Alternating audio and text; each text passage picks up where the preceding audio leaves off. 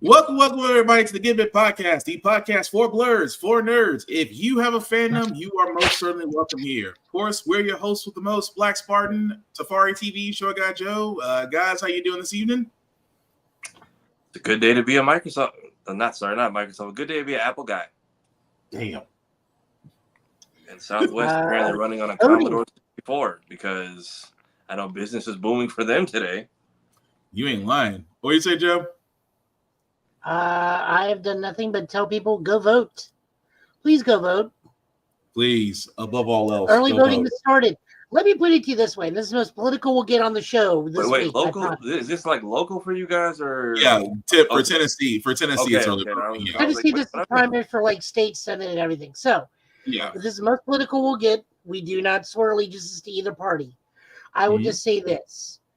With the way the future is looking now, please go vote now because this possibly may be the last time we get to vote if certain scenarios arise in the federal government. Or we make it idiocracy. Do you really want a president like Camacho Taco Bell? That's all I'm going to say. I mean, Hogan basically was like getting us ready for it the other day. Mm-hmm. Like, I don't know like that Chihuahua. I'm watching Hulk Hogan. I'm like, this is Terry Cruz's whole shtick right here. Yep. The president of America. I love how someone just pointed out, I was like, isn't it odd that they're using his chosen name and not his birth name? I wonder what other instances. Okay, that's about as political as again. We're probably cutting most of this intro. Okay, but again, go ahead. The same thing I said in January. You have a lot of options right now. Don't wait till like the week of November to hit me with your think pieces and sound just. You don't sound smart. You just shut up. Now you waited like now when there's like 30 people running for whatever your local big time, small time, tri-state area, Dr. Doofenshmirtz, whatever. Then that's when you go dig up all the stuff. And it's like, look what this person did. Don't wait till like the worst he's gonna do is ban platypuses with fedoras. Right, but don't wait till like election weekend. It's like, oh, but guess who did what? I'm like, why'd you wait till now to tell me this? Pretty much. But as we said, we're not political because we want to bring some happy news. Although Joe is right, please vote if you're in Middle Tennessee. But happier news. But before we do that, we always give our disclaimer. We are a little bit older, so sometimes words will fly. But hey, we do try to watch your language. At the same time, guys, we do show trailers for video games, movies, and television shows. Sometimes these trailers can be very graphic. Viewer discretion is advised. That being said, like I said, we want to start off with some happier news. So let's start with the latest Deadpool and trailer. Back in civilian life, I wear a toupee. But nobody knows. Everybody knows. Go. Come on, girl! She's coming with us! No, she's not. Oh, yes, she is. No. Oh, yeah. Al, I'm back. About damn time. You holding? I'm all out of devil's dandruff and I'm shaking like an angry vibrator. Thank you, Al. We have company. Alicia. Worry. You're damn straight it is. Disney brought him back. They're going to make him do this till he's 90. Nice fake o'clock shadow. It's a summer balayage from the French. It's meant to mimic the natural highlights of the sun. It's a toupee. It's a hair system. I love your hair system, Wade. Thank you. Let's be honest. You can never be mad at a Deadpool trailer. But but like I said, we're less than a week away now, July 26th. So I can't believe how fast this pulled up. It's also, I feel like this is going to reset the bar for what boundaries you can push. Of course, man. You're all out of go. Leave me alone. He's been following me around all week. I did nothing wrong. BlurryCon was fun. But yeah, so it just like I hope this movie resets. Like, oh, we shouldn't do this, and we got to rewrite that. And yeah, I know Cap 4 had to do some stuff because real life things started happening. Right. But I think one person's character's story is getting completely changed, and I hate both of you. They have started between Mayhem between Mayhem and Lady Mandalore, they have started. Ah, that's so bad. This was like a bad. Shown. This is like a bad weekend for me to like actually give my contact info out because now people are just gonna call and cuss me out. But yeah, I feel like we are resetting the boundaries of what you can get away with because I feel like PC culture has scared them a little bit, and I feel like Deadpool is the hard reset they need. What about you, Joe? Well, I've already seen a review that shows test screening had grown men crying in the aisles, so that's a good thing. There was another trailer that came out. However, we all collectively felt it showed too much of the movie and just didn't want to drop that a week before. We agreed. We want everyone to go see the movie and enjoy as many cameos and Easter eggs as they possibly can. My biggest issue is, why would you drop that kind of a trailer a week before the movie? Like, why? Apparently, everything a part of the rollout is only the first 30 minutes, and I'm hoping that's still true. Yeah, I am with Joe though. I could have waited till I went to the theater to see that. Like, we all kind of knew what was coming, but it's kind of like Gogeta. It's kind of like Gogeta in the Broly movie. Like, all right, I knew it was there. I didn't need a whole trailer for this character I knew was coming. But can we say at the same time that because if they're showing, again, we're not going to say what we saw outside of what you've already seen in the trailer, could we say that they're probably holding on to the juicier bits? This is just the bait for us to watch it, even though we know we're going to go watch it anyway? Most definitely. I feel like the Sabretooth trailer was strictly because everyone in their mother released too many shots. They released too many screenshots. No, somebody snuck set photos out of the beginning, middle, and end of what happens during that fight and what happens to everyone involved. So when they were like, why'd they show Sabretooth? I'm like, well, we know how that's going to go and where his character ends up afterwards because I don't know who made it on the set that day, but they put all that shit out in the air. And that's when Ryan Reynolds started with the fake the Predator showed up and the alien showed up. That's what started that because I wouldn't put it past them if they show up in the movie. I really don't. I mean, it could be done. It wasn't talked about a lot, but if you look at what Disney did with stop it. If you look at what Disney did with Rescue Rangers, what Disney did with the Rescue Rangers movie, the stuff they got away with, that was a lot. Everybody from E.T. to Batman was in a Disney film. But speaking of stuff, Ugly Sonic. But I gotta say this though, because this is a wonderful transition for the other part of Deadpool, because we actually do have other Deadpool news, and this was something that a lot of us thought was fake or just. Well, I already tweeted my bid to win the contest is in there. So what I'm getting to, guys, is you've probably seen this picture out there of a controller with an ass, specifically Deadpool's ass. So everybody thought, okay, this is just a gag. This isn't really going to happen. Joe's already got his hand up. I got one question, and it's a question everybody has on its mind. What are the rumble jiggle physics of this controller? Can't answer that question just yet, as Mayhem says Joe gets it. But for all those that are wondering, yes, Microsoft is not only coming out with a Deadpool custom controller that apparently has it's got yams, but no release date on. Well, actually, I'll take it back. They did say July 22nd. The first. There's more to this collaboration saying on July 22nd, the first 1,000 fans to buy an Xbox Elite Wireless Controller Core from the Microsoft Store will get an exclusive Deadpool. Oh, so you can get it. So let me rephrase myself. This will be available in the Microsoft Store come July 22nd. That also being said, if you're one of the first 1,000 ones, you get the Deadpool custom controller carrier or holder, I should say. More importantly, they look to be coming out with a Deadpool skin Xbox Series, I'm guessing X controller, X system.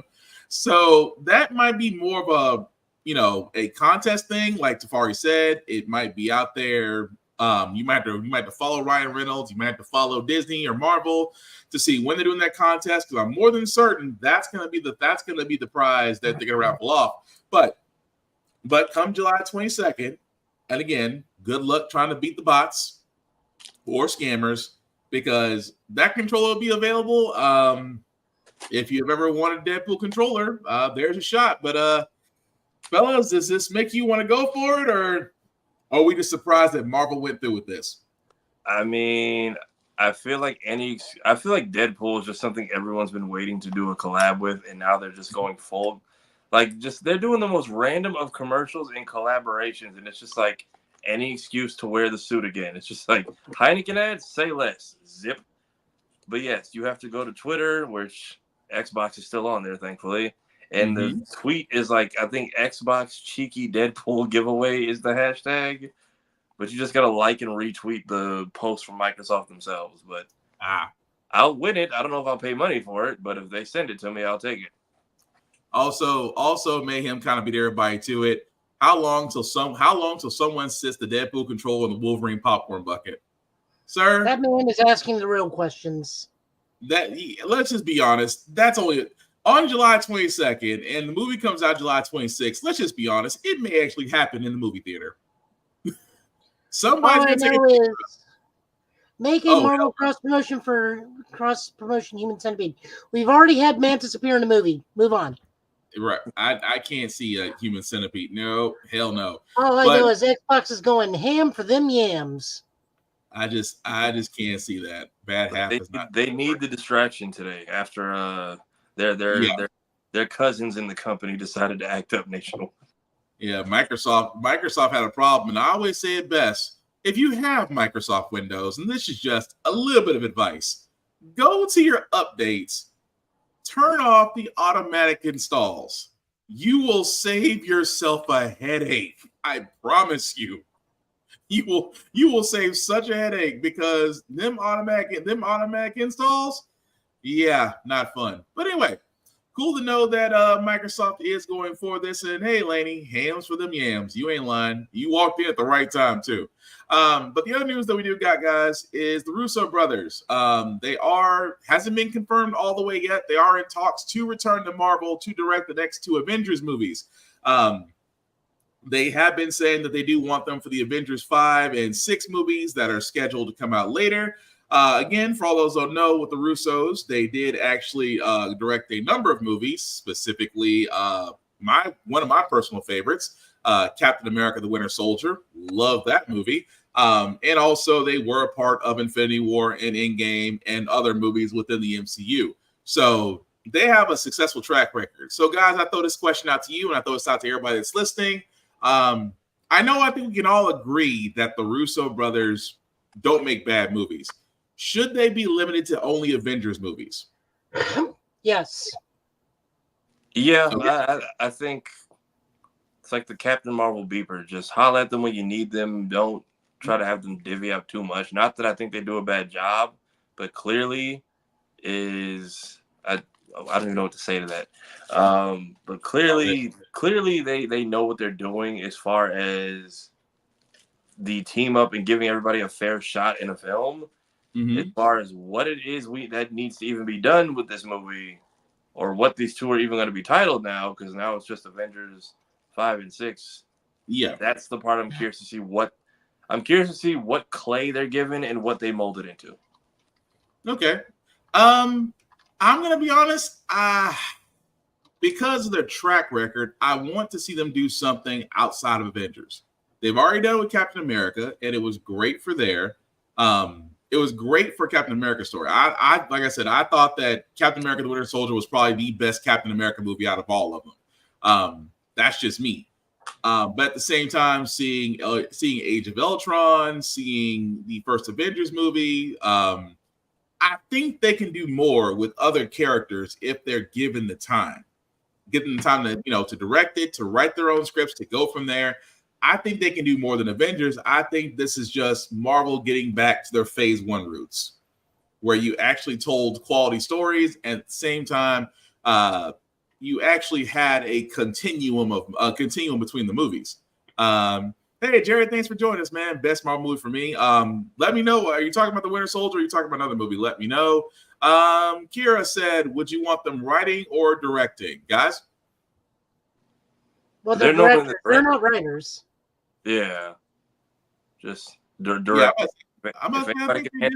if anyone can handle a team, it's them. Like, if they had to do another film, I'd like to see them try Thunderbolts because we've had a name with an asterisk. Thunderbolts needs them because what these guys specialize in. I don't mean to cut you off. Sorry about that. No, you're good. You're good. Mm-hmm. If you look at their track record in Marvel, a lot of their stuff is long-winded political thrillers or long-winded action movies. Mm-hmm. Thunderbolts needs to roll out as a political thriller about a group of soldiers or superheroes being used by the U.S. government to fit the U.S. government's means. They are basically the superhero equivalent of X Factor, which is the government-controlled mutant task force. They are the superhero mutant task force run either by the government or the version. See, there we go. Case in point. Yeah. Back in the X Factor book. So, like, they understand what a political thriller is or political action movie. Because right after this, they did that movie with Chris Evans versus Extraction. Yeah. So they need to do that. I don't know if Avengers 5 is supposed to be Young Avengers or all new, all different Avengers. But like depending on what the core lineup of that Avengers movie is, I would like to see them return, but it's going to depend on who the cast is. Mm-hmm. Yeah, because I don't think they're suited for Young Avengers. That's another one. The Gray Man. That's what I was thinking of. The Gray Man. Mm-hmm. I don't think they're suited for maybe like teenagers. That was the case. I would get the director for the Hawkeye series to run that one. That's just there. I mean, that's what I'm with that too. It's just that I want you're going to need for Marvel to actually bounce back from what we're used to. You're going to need quality writers. You're going to need quality directors. Russo's have proven themselves. Do I think there are other directors they can bring in? Absolutely. They just have to give them. They just have to give them the opportunity. But again, go ahead. There's the caveat there. We get great directors, but do they fit the Marvel? Do they fit the Marvel standard? Because we've had amazing directors connected to Marvel films. Okay. We had Edgar Wright originally connected to Ant-Man, left because of Marvel standards. We've had. The only problem I had with Ant-Man was they didn't go the route they should have did. They again tried to. You can't market some characters to where it's kid friendly. You just can't. No. I don't mean Quantumania. I mean original Ant-Man. That's what I'm saying. Okay. The original Ant-Man, you cannot do Amazing Tales to Astonish and make it kid friendly. Not with some of those stories. Sure you can. You just call it Honey, I Shrunk the Kids with Scott Lang. Then that's just campy though. At that point, I might just watch Rick Moranis. It worked then, it'll work now. We got 2 sequels in a TV series. You know what, remains to be determined. But I see your point though. It's like I said, it's just the whole thing of it still goes back to writers and directors. It's like you said, the directors, if the directors are given the reins to do what they want to do with certain films, I think it worked. But that could also be the problem. That could also be the problem with Blade because Blade seems to be cursed. But there has to be like a God forbidden plot point in the Blade script where they're just like, all right, this needs to be in there, and everyone is collectively going, absolutely not.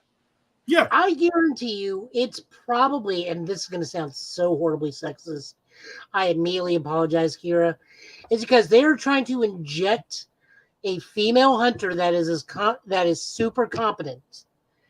But they don't want her to take the forefront, but they do want her to be pivotal to the plot.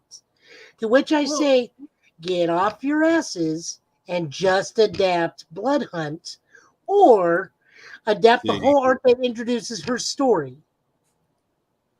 I mean, that is, you could do that. That lets you get your female audience, gets you your strong female character out there, and also lets Blade be front and center and have him do awkward dad stuff. But again, can we do it before Mahershala Ali becomes literally Whistler?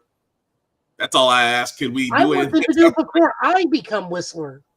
I think at this point I'll be 50 before the Blade movie comes out, but we'll leave it at that. So the next thing we're going to cover, guys, is Mortal Kombat 1. We are reaching the end of the Compact 1 trailer, and they did reveal the final character of that Compact 1 trailer. One of my favorites, Takeda. I've always mispronounced this guy's name, but thank you. But here's his trailer. I didn't know we had anyone left. I thought Homelander was it. Nope, he was it. Last one. And then the announcement of season 2 is this weekend. I feel like they stretch it so much. By the time we get to the first part of season 2, it'll be time for a new game.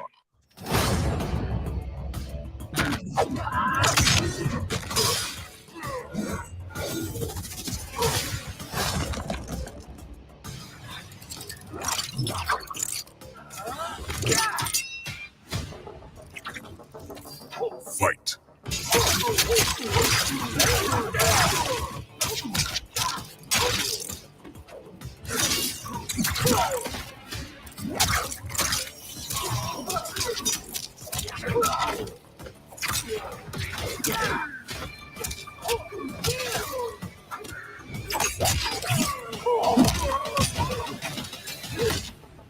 Ooh, let's say I pair you with an archer, couple of soldiers. I don't want to be in some super team action movie.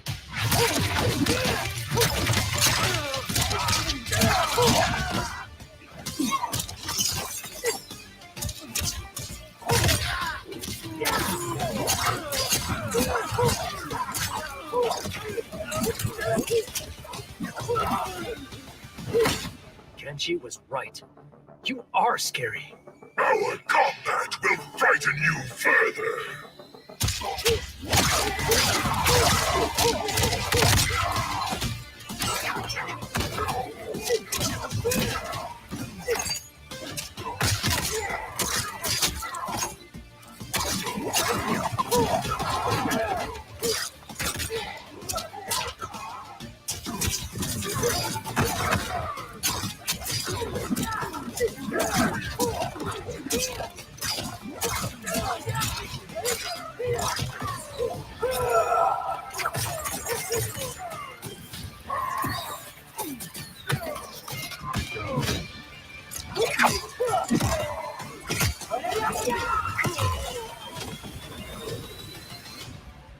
Finish him.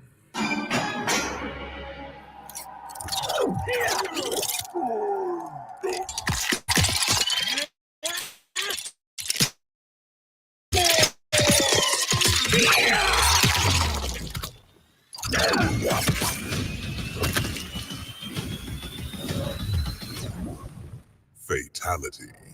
Takeda wins. All right, so guys, that was the Takeda trailer for Mortal Kombat 1. He does round out the end of the combat pack number 1, and of course with Quan Chi, with Ermac, Homelander, Peacemaker, along with Takeda. So, fellas, are we disappointed? Are we looking forward to it? I am mildly annoyed because he comes out the same day as Lydia in Tekken 8. Honestly, I don't think he's too bad. He's like a hybridization of the Shira Ryu and Lasher style from Mortal Kombat 11. Like they totally did away with the laser swords, and his gameplay trailer they did the combat cast for him he's terrifying. Like he's legitimately terrifying. He was one of like the main characters in MKX, right? He was one of the combat kids. He was one of the he's combat like kids. Yeah, okay. That's why I didn't he's the recognize. only surviving combat kid. Yeah. Is he? I thought they also made it out of that one. Not all of No. them. I mean, like, in terms of popularity, nobody liked the combat kids except for Takeda. Really? Not even Jack? I mean, I know that you don't reuse a lot of characters, but I was surprised Jax's daughter and young Cage didn't make a return. Yeah, it was kind of When bad. even Liu Kang thought they were annoying because remember he reshaped this new reality and only brought back one. Oh yeah, I forgot he did. He literally got to hard reset the entire universe. And only I didn't realize that was him because they changed his entire look. So yeah. Although I love his fatality though. That fatality was disrespectful.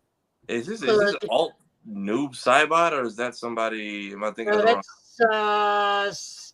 It was both the cyborg ninjas, Ketchup and Mustard, Sector and Cyrax. Yeah, that's what I'm thinking of.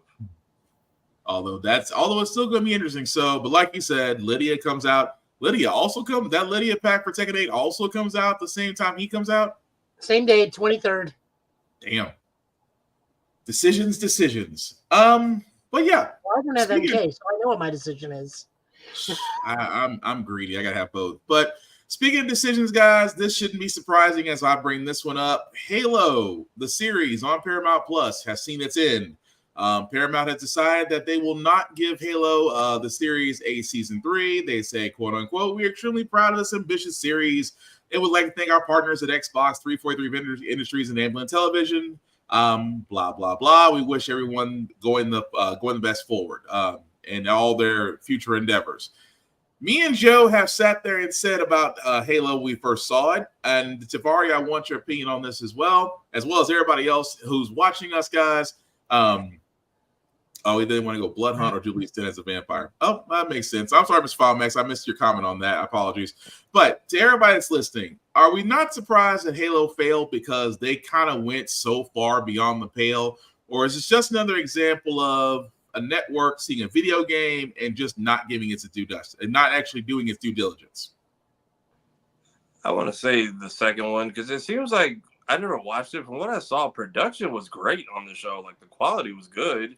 They just did whatever they wanted with the story. Like, honestly, if you're going to do the Fall of Reach, which, if I'm correct, Chief basically had nothing to do with, you could have done either a spin-off, OVA, something for Noble Team. You could have introduced other characters. You could have tackled a lot. And every time I saw the response, it's like, grade A production, F+ story. It was getting the Last of Us 2 treatment.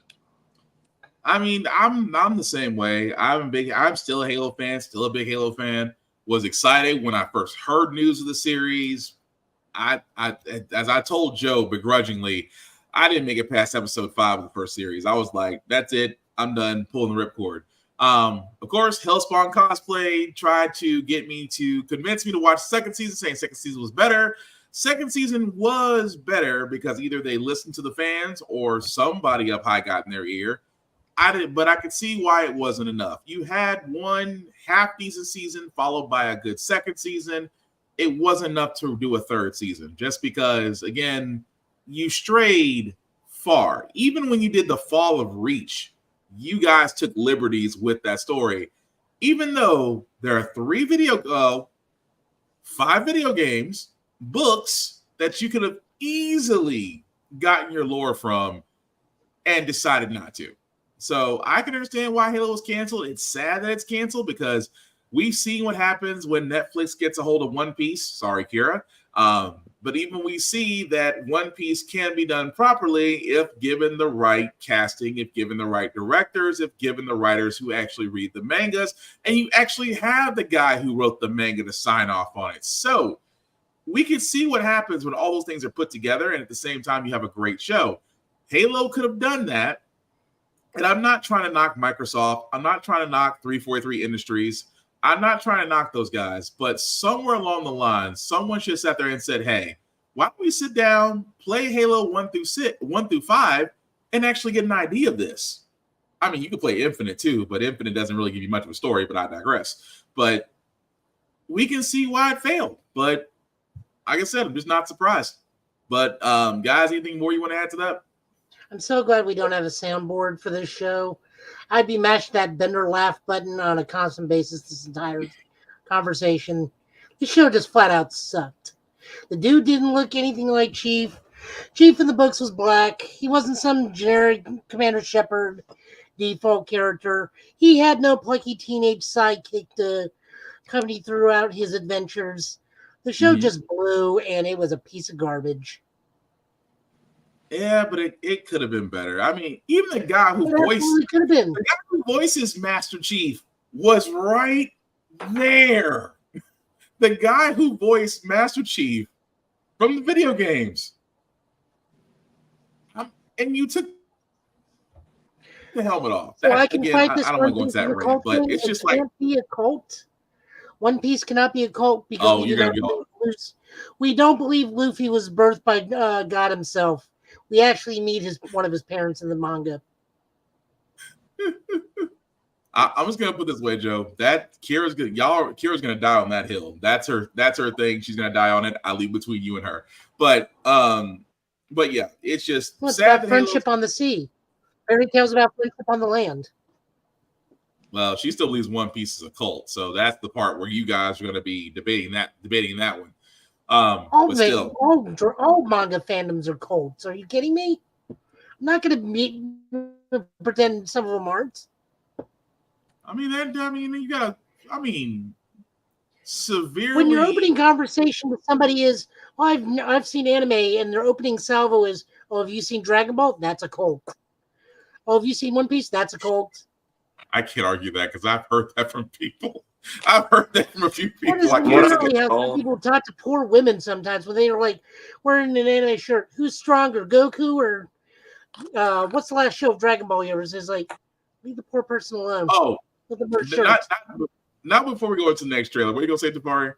I was gonna say apparently the worst people on the planet are Jujutsu Kaisen fans. They don't let you have a damn thing. Like, no. If you meet them in the streets, don't ask questions, don't acknowledge the Gojo shirt. No, My Hero Academia fans are so much worse. No, they cry a lot. Jujutsu Kaisen fans they spoil the cult before you even join. It's like, hey, here's all the people that died. You like this person? Don't get attached. No, the ones that cry a lot are the Demon Slayer fans. Oh, wait. Not all of us. Hold on. You literally have a character who only has two modes: cry or sleep. Well, if that's the case, that's 3 of your 4. Apparently he overcomes that apparently in his upcoming thing, so that's part of it. But it's just like, And I still remember when that show was better and called Full Metal Alchemist.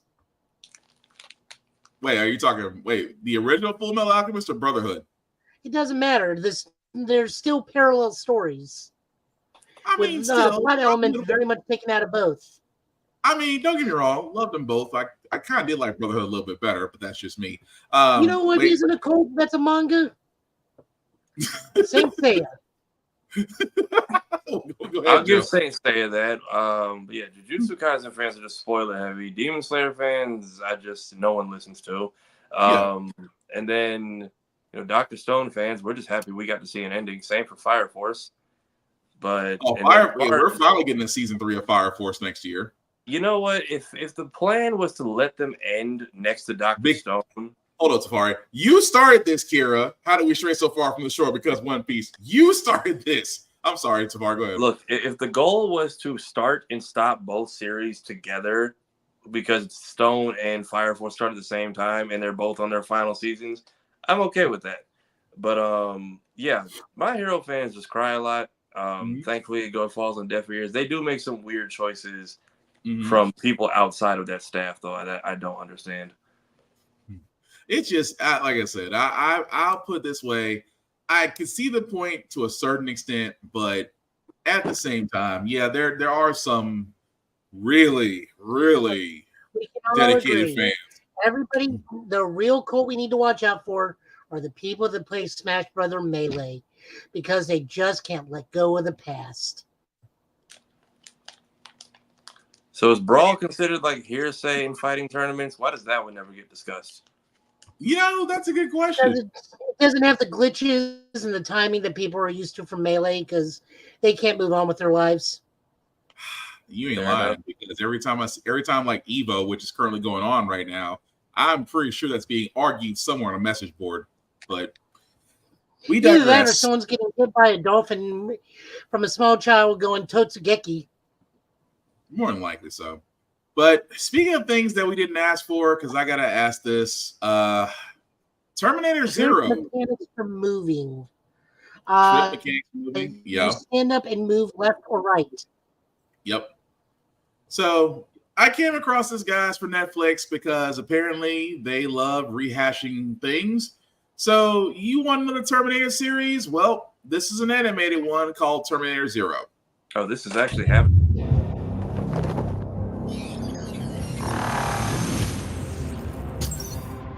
This isn't what you think it is. You can't see it yet. But you've been on a collision course your entire life.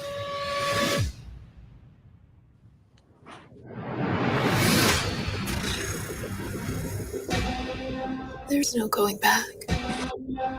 Not really. It will never, ever stop.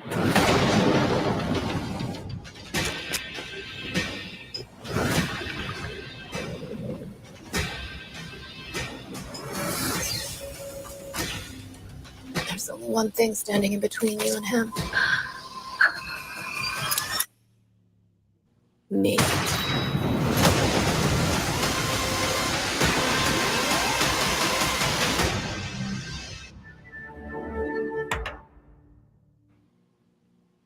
All right, so that was the trailer for Terminator Zero that comes out on Netflix, as you guys saw previously. Does come out August the 29th.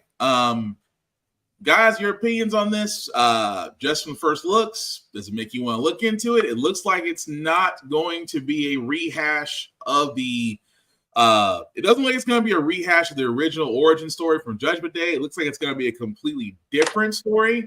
I'm going to be honest, I'm willing to give it a shot, but what do you guys think? I'm willing to check it out because I saw Production IG is on it, and that's who's been doing Terminator. Yeah. That's who's been doing a lot of the HD upscaling for the old school anime shows. Like Production IG did the whatchamacallit, the IGPX update. So it's at least being handled with love. Yeah. But I mean, it looks good. But Joe, what do you think? You muted, Joe.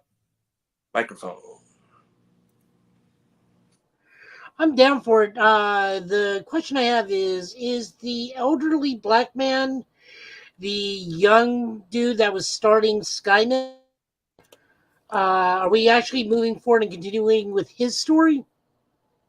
That's what I was kind of looking into before it started. Because I thought the black guy was the guy who basically created Skynet.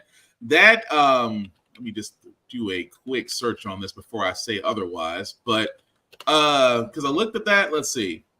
Okay, so no. Oh, Malcolm Lee. Yeah, it is. So Malcolm, okay, cool. The guy Malcolm Lee? The guy who creates him back. Yeah, that's what it is. Okay, so I had to look it up real quickly. So basically, it's like let me try it again. It's a story that's going to be surrounding Malcolm Lee because apparently Skynet's already created in this timeline. He's creating a new AI system that's going to be competing with Skynet, and Skynet sees it as a threat. So that's where that story is going to go from this.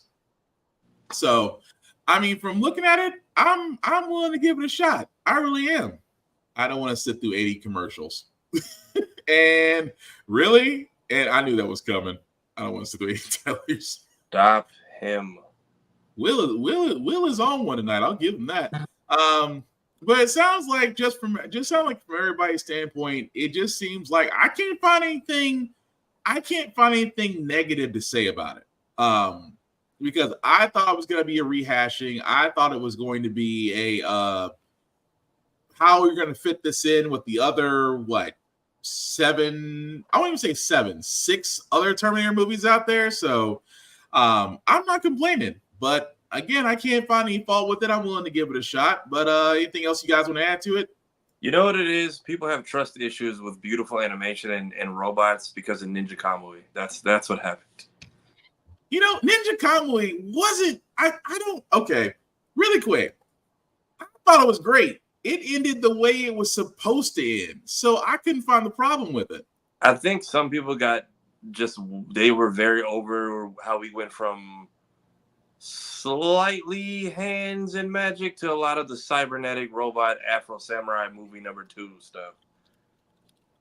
By the time it's over, I saw some people were just like, yeah, this is not. It lost a lot of the hype, I guess, it built in those first 3 episodes. I mean, yeah, don't get me wrong. The first 3 episodes where it was just him and the mask, don't get me wrong. It was cool. Fight scenes were great and things of that nature. Like I said, I couldn't find any fault with it. It had to go the way it was, and especially since they're coming out with a sequel, which I was like, okay, so I'm kind of curious to see where it goes from there, considering how the first one ended. But again, if you haven't had a chance to see Ninja Kamui, really should. I mean, I didn't hate the ending. I actually liked the ending. Could be a telling of the original timeline before the first movie. Could. I'm just like Lainey said, like Lainey Geek by Heart said, I am tired of them trying to fit a movie within the current timeline. You don't have to do that. You really don't. You can go original. You can sit there and say Skynet was threatened by somebody. I am fine with that. At least it's a different story. Ninja Kamui fell off harder than Carrie Hilson. Damn. Really? Everybody, all the AIs just want to be Xana from Code Lyoko, which has been getting trashed lately, and I don't like the slander. I just Code Lyoko when Cleo Thomas sat there and said, he sat there and fired shots after that. He's like, and then got jumped by all 3 of his younger siblings correctly. Dang, but still. But also another thing we want to show, again, for Overwatch 2, it seems that they're having a collaboration with Transformers. Again, I haven't played Overwatch 2 in a very long time, but the trailer looks cool, and again, we want to show it in its entirety.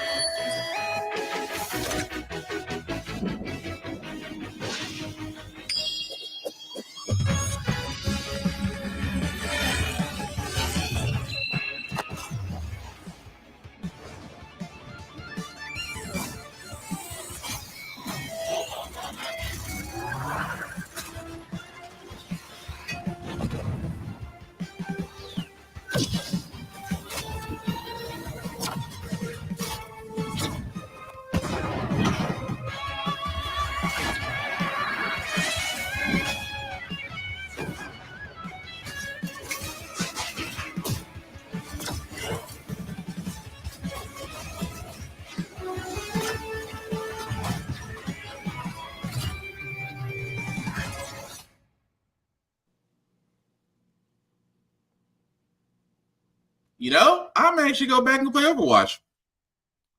That's actually not, if those are the skins, if it's going to be in that format, I'll give it a shot. What do you guys think? Somebody posted this without the Overwatch logos, and I thought they had like a new show coming out. So, highs and lows. You know what? I might actually re-download Overwatch 2 and actually see if the skins are worth it. I mean, they might be, personally. But yeah, I'm down to give it a shot. And thank you. Can we just get Transformers show in this style of the trailer? Yeah. At this point, because I get it. So Bumblebee is Bastion. One of them, I think, is Doomfist. Yeah. I don't know all the characters by name, but I know the guy with the hammer is Optimus. I think Genji is Megatron. Yeah, that's what it looked like, didn't it? That's an intro, which makes it super weird that it's an intro. I would have put Junkrat as Megatron. Also would work. But that's gonna be interesting though. It's available now. I'm gonna have to go re-download Overwatch 2 on the PS5 and actually see how it looks. I'm quite curious about that. But before we get on to Sonic, because I know Tafari wants to talk about that. Joe, you had Rama that was coming up. Before we play a trailer, do you want to give an explanation on this one or just let it play? We'll just let it play because there's no possible. If you don't know what Ranma 1/2 is and you're listening to us, why even bother? Damn. All right.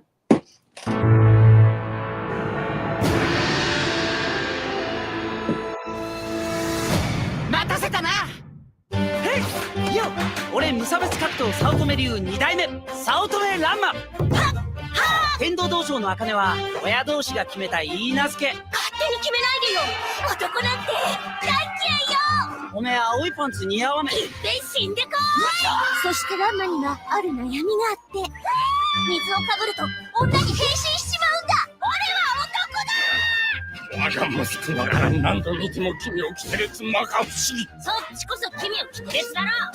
早乙女君待ちかねた。朝ごはんですよ。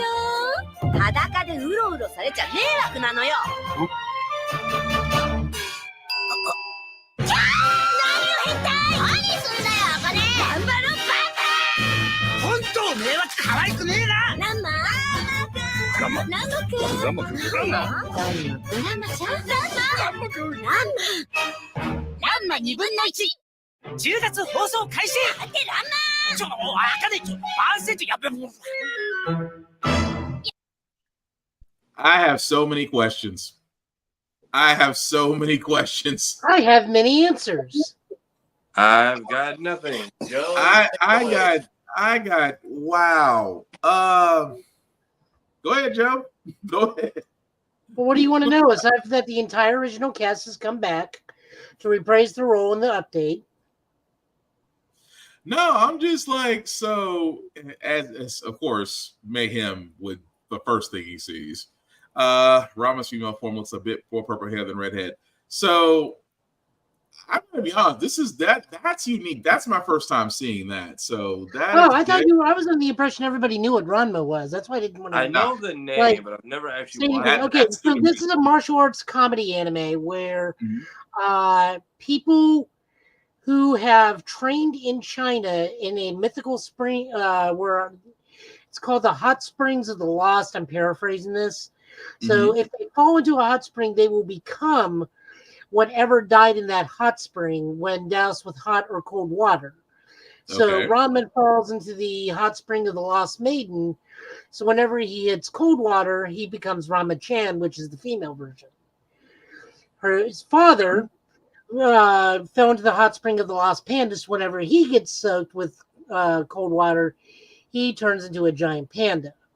So Rama's dad puts him in arranged marriage with Akane because the two dads are best friends. And they want each other's martial arts style to go forward with their kids. But Akane doesn't like men. Not saying she's lesbian, she just despises men because she thinks all of them are lechers and perverts because every single man in the entire high school is constantly after her because she's like the prettiest girl in school. Okay. And Ranma is just unfortunately along for the ride, and you meet lifelong characters like Shampoo, who turns into a cat, Ryoga, who has a worse sense of direction than Zoro, turns into P-chan, which is ironically Akane's pet pig, and further things in the anime. It's a martial arts comedy anime. Gotcha. It's just like the hots make it hot and the colds make it cold. I just find it interesting that it's all dealing with water. Like, as long as it's cold, if it's cold water, the transformations happen. That's why I'm like. Let me just put it to you this way. It's a much saner version of Turbo Team. It's like it gives me like kung fu version of like Tenchi Muyo. Yeah, that's what I was getting. Now, there's not that large of a harem in this one. Like, there are certain characters that like both characters both ways. It's Rumiko Takahashi's first manga after Urusei Yatsura. Yeah. Oh, okay. Just sticking to characters and it's long story. Fair enough. I'll give it a shot. I may have to ask Joe where I can watch that. Actually, give that a shot. It does look interesting. Netflix. So that's Netflix. Netflix in October. Cool. So definitely do that. But for half our production, because again, BlurCon did happen last weekend. Of course, Tafari and others that are in this, that are actually watching this, all got to be there to enjoy it, to collaborate, have fun, things of that nature. Which Tafari also, while he was gone, because we know he's the biggest Sonic Shadow fan I know. We did actually have news that did come out last week. We wanted to wait till he was back because we wanted his opinion on this, but what are you gonna say, Tafari? Oh, no, I was pointing at the movie poster I stole behind me. Yep. So we do got some information. They are coming out with the Dark Beginnings anime, which again will be coming out very soon. But Sonic Shadow Generations, they did actually come out with another trailer to show the differences from the stages that are very familiar if you played Sonic, any Sonic or Shadow game. But here's the trailer.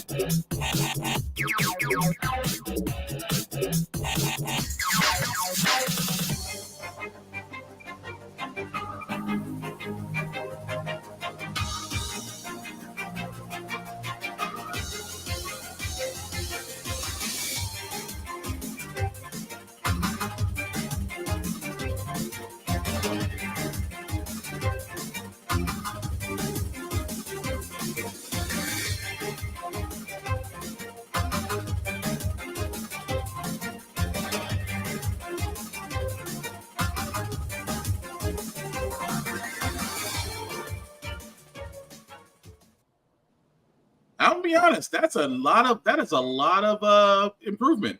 As you can see, guys, that they did show Sonic Shadow Generations, which will come out if you do pre-order or get it 3 days early on October 22nd. You see what you get if you do pre-order with the skill points, the extra background music pack, and digital art book, and get the Sonic Adventure Legacy skins. Of course, you can see it is for PS4, PS5, Xbox One, Xbox Series X and S, Switch, and Steam, and also in the Epic Store. So, Tafari, is it worth it being the Sonic fan, or is this like, wait for it situation? No, I think they've done a good job because you completely forget Sonic is even in this game with how much they're pushing Shadow. But they it's nice to see that they're at least acknowledging Sonic 06 and what it could have been, and why they won't just remake the damn game and let it get its full potential. I don't understand. Right. But tributes to levels like Sonic Adventure, Sonic Heroes. I think there's some Shadow the Hedgehog stuff in there too. I'm curious to see what the story is going to be, especially with the movie coming out 2 months after this, and we just got done with the Knuckles series. It's nice to see that. I don't know what the skin is. I think it's supposed to be from Sonic. What was it? Not Rivals. What was the one that everyone played and nobody liked? Forces. That's what it was. I think that's supposed to be from Sonic Forces. Nobody. I think you can say Forces or Sonic Unleashed. Yeah, I think it's Forces because that no one talks about Forces, but for Sonic and Shadow fans, it's a nice precursor to the finale of this entire year of Shadow before the movie comes out. Which dropped the trailer, you cowards. What you would think so, but no. Joe, any thoughts you want to add to that? Outside of that's how we go fast in 3D. I mean, it's true. Grinding rails is how we go fast in 3D. I keep waiting for it. I'm looking forward to it. So, the Generations has always been a solid game. I can't imagine this being anything but. Shadow will add more layers to it. Unless he's the version of Shadow with an Uzi, because that's who he is. I mean, that's really all I got on this one. Because, I mean, like I said, it's a straightforward, fun Sonic game. We're just getting an additional content with Shadow to make it an even more solid, straightforward, fun game. Did they say that's what this is? It's just Generations with a Shadow story on top of it? That's what I think so. We've seen almost none of the Sonic game side of this, and I'm wondering if that's why. And if so many people are going to get this and just skip the Sonic half altogether. Yeah. I think they're really pushing Shadow because of the movie, too. So that too. We haven't heard the voice, I think. Imagine it's Hayden Christensen in this game. Or Keanu Reeves. It should be cool, though. Johnny Silverhog. Apparently, it comes with a reversible cover too. If you pick up a copy. Yes. Please, also, that's also what you say. Please stay with the physical. They are trying their hardest. They're trying their hardest to make everybody go digital. Please, if you can, stick with the physical. You'll be so much better off. Because again, you don't want to be stuck with the fact that nothing will play on your PlayStation or Xbox unless you have an internet connection. I'm just saying. But a couple more trailers, guys, that we have before we get to our other reviews. This one again, it's Beetlejuice. Let's be honest. Again, it's also the I won't say it's the final trailer, but it's the second trailer that came out for Beetlejuice. And again, if you haven't seen this, you're gonna like a lot of nostalgia, and we're gonna hold our thoughts till afterwards.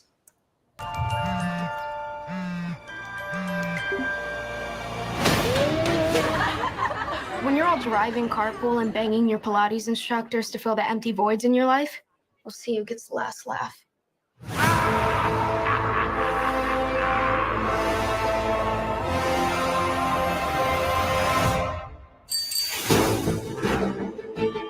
My mom grew up here, that old house on the hill. Wait, the ghost house? Is your mom Lydia Dietz?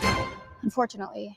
She's a legend. The living, the dead. Can they coexist? Now's my chance. Ghosts aren't real. Only gullible people believe that kind of crap. I can't believe I'm doing this. Beetlejuice, Beetlejuice, Beetlejuice. I need you to help me save my daughter. But how do I know that you're going to keep your word? I swear on my dead mother's soul. Yes. Bob, you and the boys stand guard. Nobody gets through.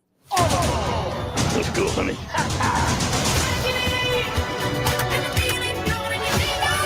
Recognize this post. Never seen that chick before in my life or afterlife.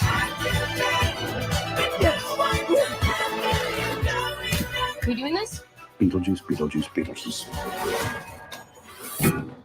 I'm needed upstairs. Bob, hold down the fort. Spill your guts. Who wants to go first? All right, I will. See, I'm willing to do the work. Spread afterlife is so random. Good, I think, for my dream. Really more nightmare material. Confronting the unknown, conquering your fears. There's nothing harder.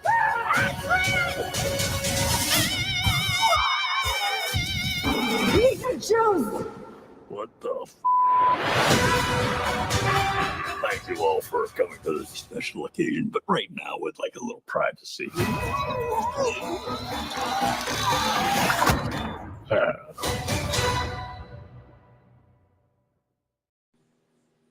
And this is why I sit there and say I have complete and absolute faith in this movie. What do you guys think? Man, Tim Burton knows what he's doing. I'll give him that. Yeah. Joe? Where's the monster from down the lane? Where's Jacques the weightlifting skeleton? I was promised more Beetlejuice characters. Well, I mean, you're not going to get everything in the trailers. I mean, didn't we just sit there and talk about Deadpool and everything? We can't. They probably have more to reveal, once. I'm like, it's just the second trailer, but or they'll do a Deadpool and give you all of it in the final trailer. Right. They might do that too, but no.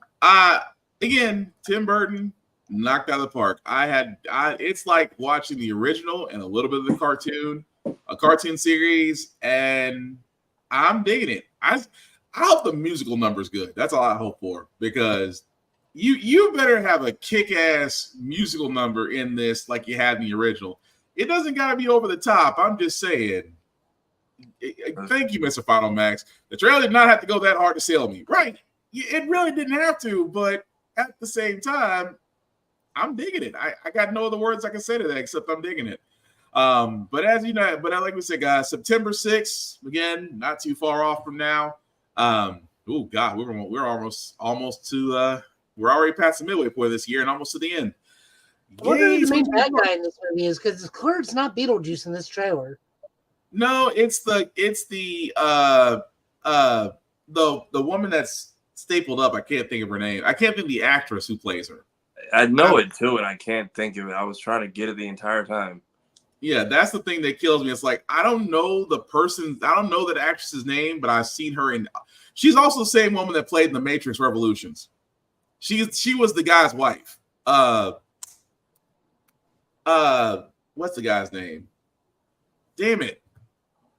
The one that anyway, you probably, like I said, we gotta do better about coming up with names. But no. Monica Bellucci, there we go. Damn, that's why I couldn't think of her name.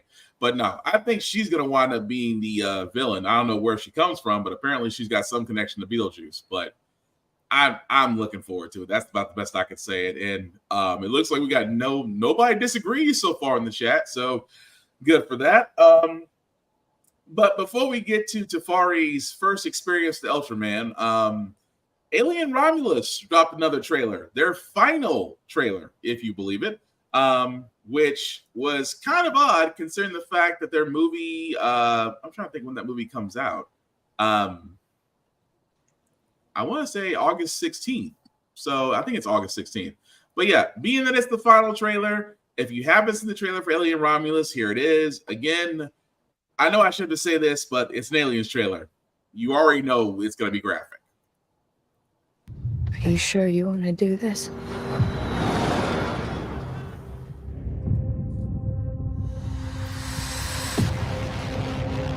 There she is. You want to break in and steal highly regulated equipment. This could be our only ticket out of here. Should be in and out in 30 minutes.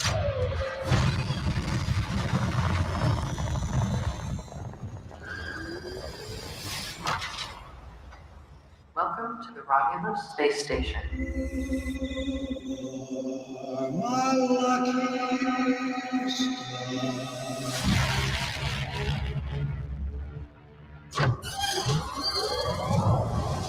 This place gives me the creeps. What the hell is this? I don't know.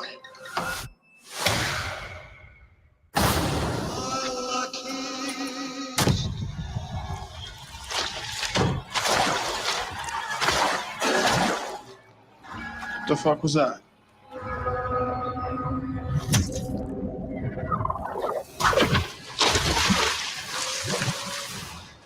Young?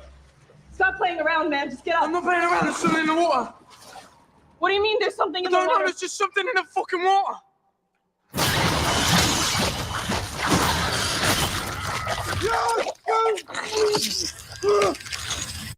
Run.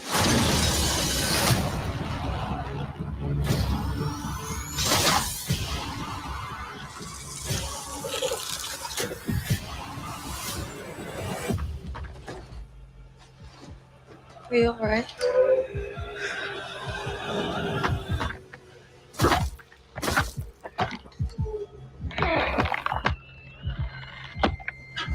Navarro! I don't know what to do.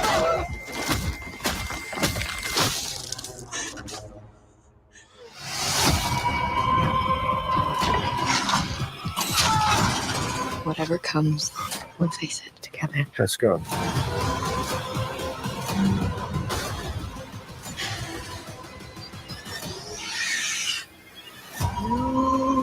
Impact event in 5, 4, 3, 2, 1.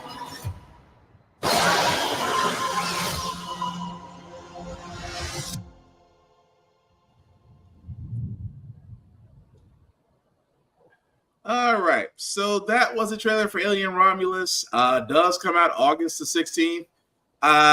Fellas, I wish I had two of our other friends in here. I know Will's watching right now. Will, you're usually the audiophile on this, so I really want your opinion because the sound, to me, the sound makes the trailer. And Lainey, if you're still watching this, I know you're into horror movies. I'm pretty sure this is gonna be up your alley. But guys, does this make you want to watch it, or does this make you want to wait on it? First off, for August, damn, Borderlands, fight back. Like y'all are in there somewhere too, but for this, they have it. I know it was for the trailer, but if they get as gross as they possibly can with the sound for Homegirl's ribs cracking, and we're watching it happen in real time with this could be something for the audiophile fans. I do like what we've seen so far, though. I hope it's not the limited cast of strangers that we get. Also, why is it like this sun doesn't exist in an Aliens movie ever? Like, it's always, even if they're in society, it's always some dark and dank planet, and just they never get like a ray of sunshine at all. I'm gonna be honest. When I saw it, I was like, "Oh, this is Dead Space." A little bit. It had Dead Space vibes to me. It also kind of had, if you put "Don't Breathe" in space. It's literally the same aspect. The whole thing about it's not, to me, just visual, but it's sound. And I think that was the whole point of this trailer. The whole point, I hope that's going to be the driving force behind this movie. Because, yes, it's going to be graphic. Yes, it's going to be everything we know it's going to be an Aliens movie. But the sound, that was the one thing I think is missing from a lot of these alien movies, if you think about it. Because, like Extraction was all about sound. Don't make it. It can't hear you. So it gives that aspect of it. But Joe, what do you think? Well, I applaud them for using part of the one of the original scripts of Alien 3, where it's the space station that's gone to crap. There is a free audiobook with Michael Biehn and the guy that plays Bishop doing an audiobook about that exact script. So they adapted that. Seems like they're kind of doing that because it's a space station. I wonder if it's Seegson space station from like Alien Isolation, because I'm fairly certain we got to see a working Joe or some sort of inactive synthetic for a hot second of the opening of the trailer. As to why there's no sun, because it always sets right before everything goes down. Because remember, Newt says, they mostly come out at night. Yeah, it's true. I completely about that. That's too many face huggers for me to be comfortable with, but I'm still gonna like they do trip damage now. I'm like, face huggers weren't uber aggressive.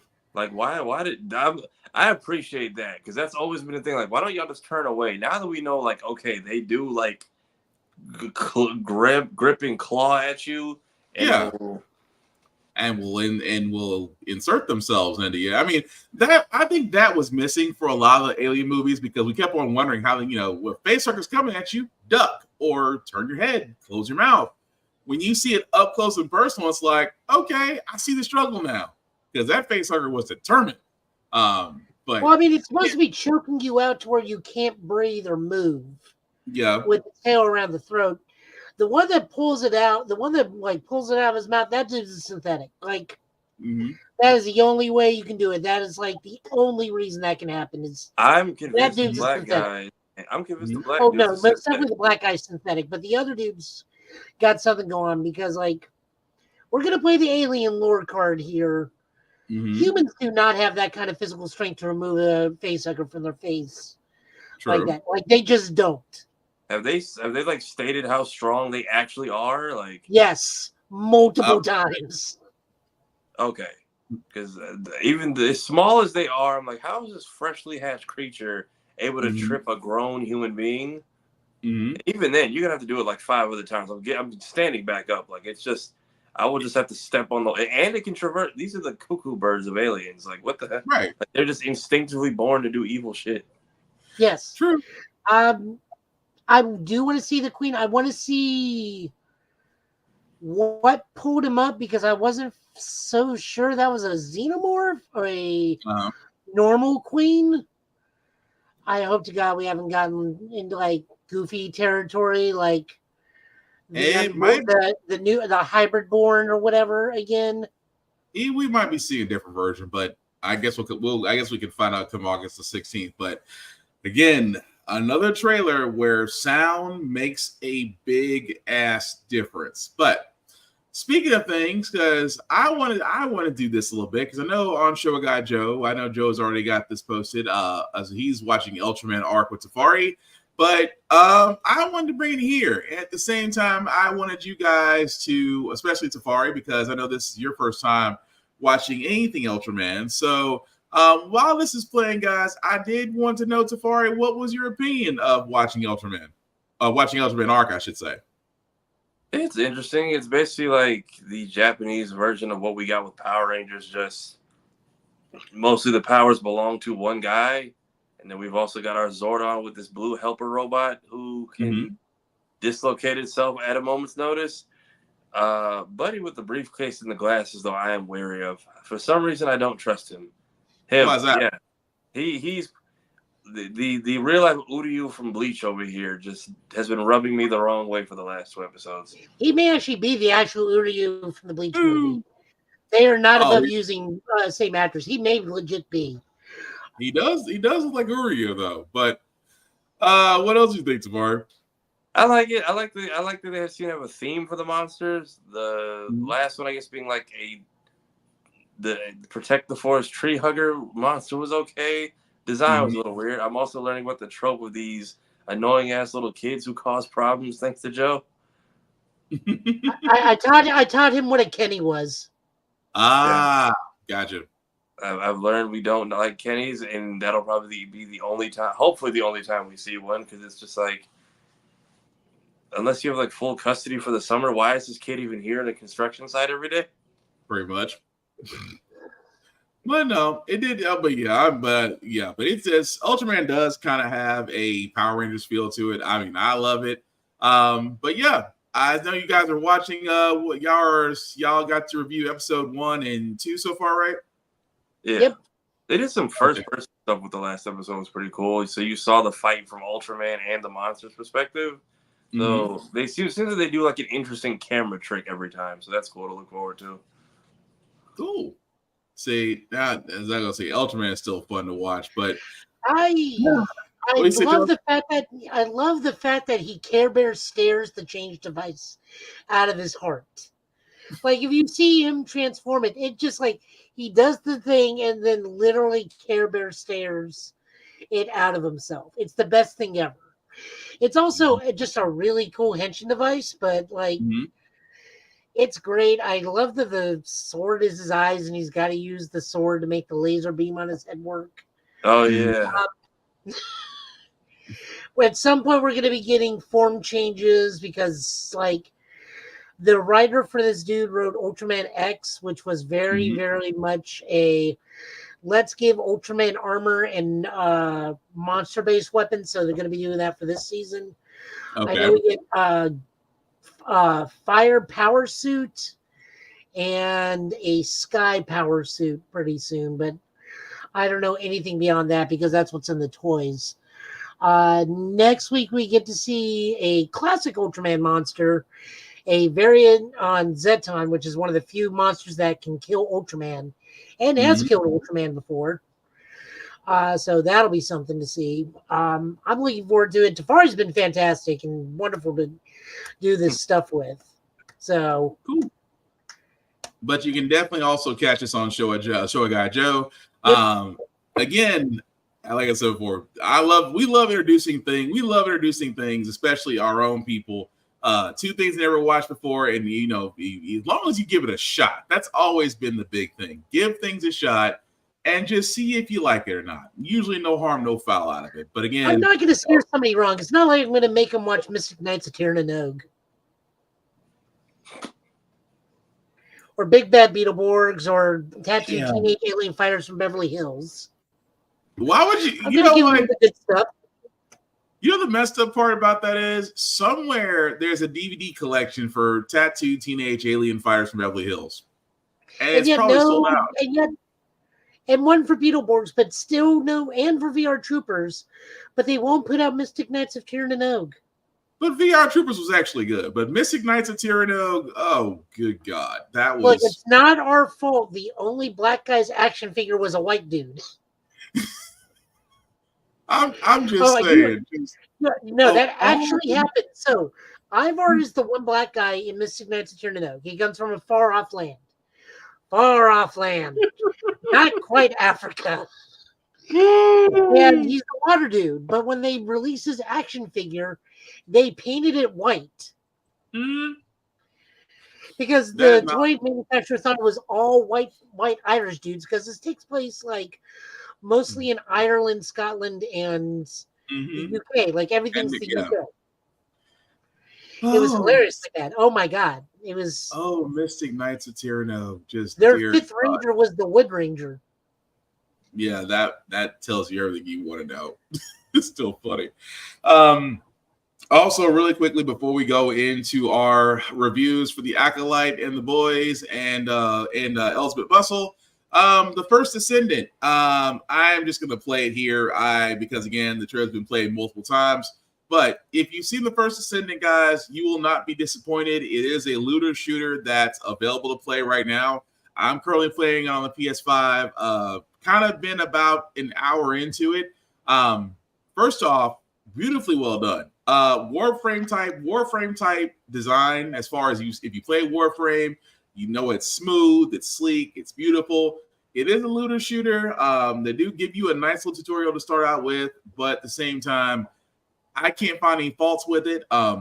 It is network online playable. It is free to play right now, but let's be honest, when it's free to play, that means other things are coming along that you will have to buy if you choose to customize your character. But so far, the story is great. You do have 3 different classes you can pick from. I'm not going to really go into that, but I will say this.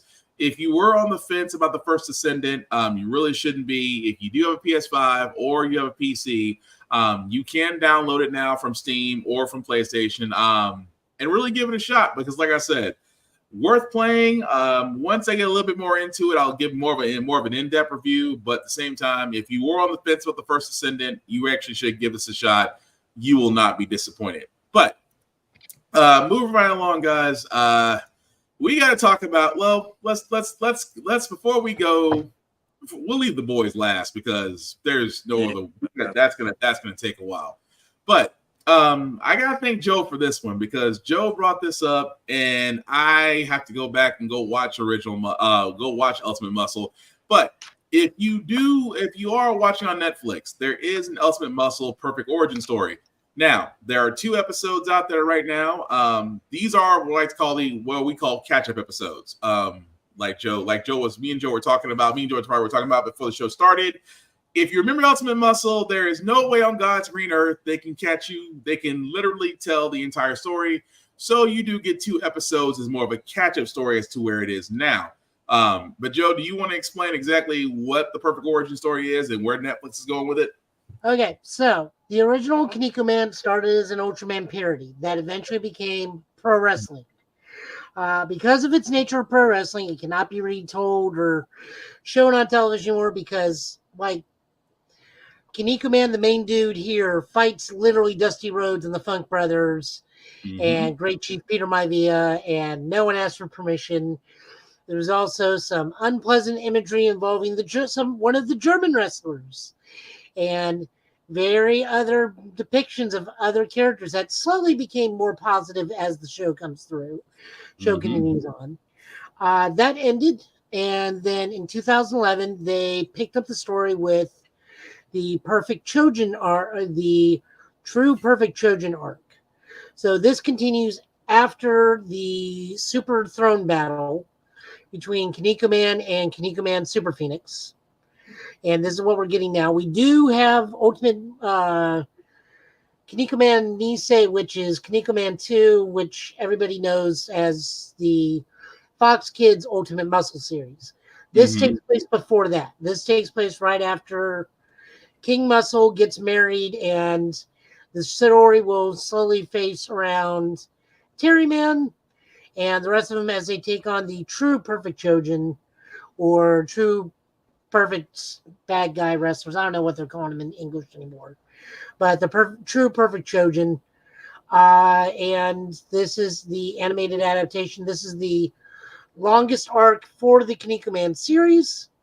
What really got me on this one is This is much like classic anime, which means lots of cursing, lots of blood, and they kept it in, and with some mild nudity. So you're gonna see some butts. There's gonna be some fart jokes, but they kept it pretty true to original fashion. So episode 0 is a complete catch up of the original series, gets you through everything, gives you the highlights.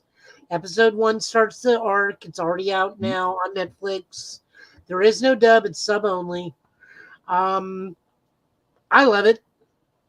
But I'm with you. That to me, because I watched Ultimate Muscle, many years ago. So I'm really curious to see about this Perfect Origin arc. I'm definitely going to keep up with it. Tafari, have you had a chance to check out the first 2 episodes? I didn't know Ultimate Muscle was back. I do remember the original show on 4Kids, which Discotheque Media, they also put all of that out on DVD and Blu-ray. So these forbidden factors that we shouldn't apparently were out back then are probably on that disc. If you want to go pick that up. No. This is the original 80s series we're talking about. We're not talking about this. Okay. No, not that. Kid Muscle is not even alive in this series. Right. This is before Kid Muscle. For those unaware in the wrestling that are wrestling fans, Samoa Joe's Muscle Buster was where this came from. As far as we already covered the Rodman trailer. Yeah, I think it might be catching up depending on which stream you're following. So he might be catching up. But what are you gonna say, Joe? Samoa Joe's finishing move, the Muscle Buster, that is the Kaniku Buster, which is also Muscle Buster. Kaniku is Japanese for muscle. So Samoa Joe got his finishing move from this TV series. He just doesn't do it the same way. Yeah. No, you're good.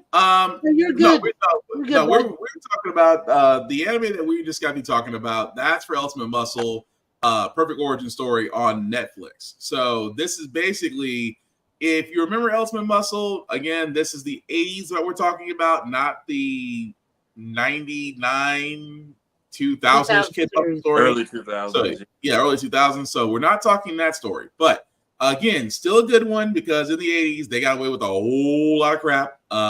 Like Joe was saying, we have to be very cute in how we describe it because there was some things that find it through ways. By all means, watch it. It is fun to watch, but you will have to look at certain imagery and be exposed to very obvious stereotypes. For good bits. Understand at the time. Let's just say Brocken Jr. is not your problem with the way he's dressed. It's Brocken Sr. that's the problem. Pretty much. As we say at the time with Blazing Saddles, you have to understand it was okay at the time. It was okay at the time. You can't do it now. It was okay at the time. But yeah. We're definitely gonna keep up with that. Saddles is okay now. Huh? I think Blazing Saddles is okay now. Oh, hell no. Oh, no. Put that in a revival thing. That'll be one of the highest paid movies in the week. Even some of the DVD imagery for Blazing Saddles is very much yeah. You couldn't do any, just really quick, you couldn't do anything from Blazing Saddles right now. I mean, you see what happened with Mel Brooks in History of the World. That's all I'm gonna say. You can get, I mean, we're barely getting Spaceballs. We're getting a Spaceballs sequel. And if you think it's gonna be the search for more money, it will, but half the stuff that they got away with back then, yeah, they're not getting away with it now. I'm just gonna be honest. But we're definitely gonna cover Ultimate Muscle Perfect Origin as it releases because Netflix has gotten bougie now, because they're not gonna release everything as a whole. So boo-hoo. That being said, we're gonna start with say what, Joe? I see that as a good thing. It means people have to keep coming back. That's the thing. And you maintain your subscribers. I see the positive in that, but you started off with binge watching for so long that it became a thing. So, but I see your point though. But we got to get to this because Star Wars: The Acolytes. It did wrap up its first season. If there is going to be a second one, no word on that. I came into this eyes wide open. My Star Wars knowledge, unfortunately, is not very extensive. So I went into this completely a newbie. But after 8 episodes, guys, was it 8 or 6? I think it was 8. It was 8. 8. It was 8. Okay.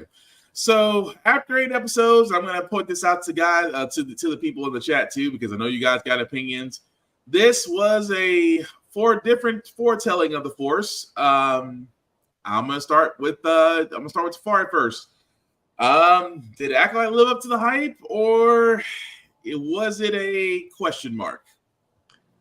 A little bit of a question mark because I still don't know what the hell an Acolyte is, and I wasn't sure if that's what Quamir was trying to make his apprentice out to be, or if that's what they are as of their birth. It kept opening up questions. It created a lot more questions than it answered every episode. And I kind of picked up on the pacing like 3 episodes in. It's action, backstory, rinse, repeat.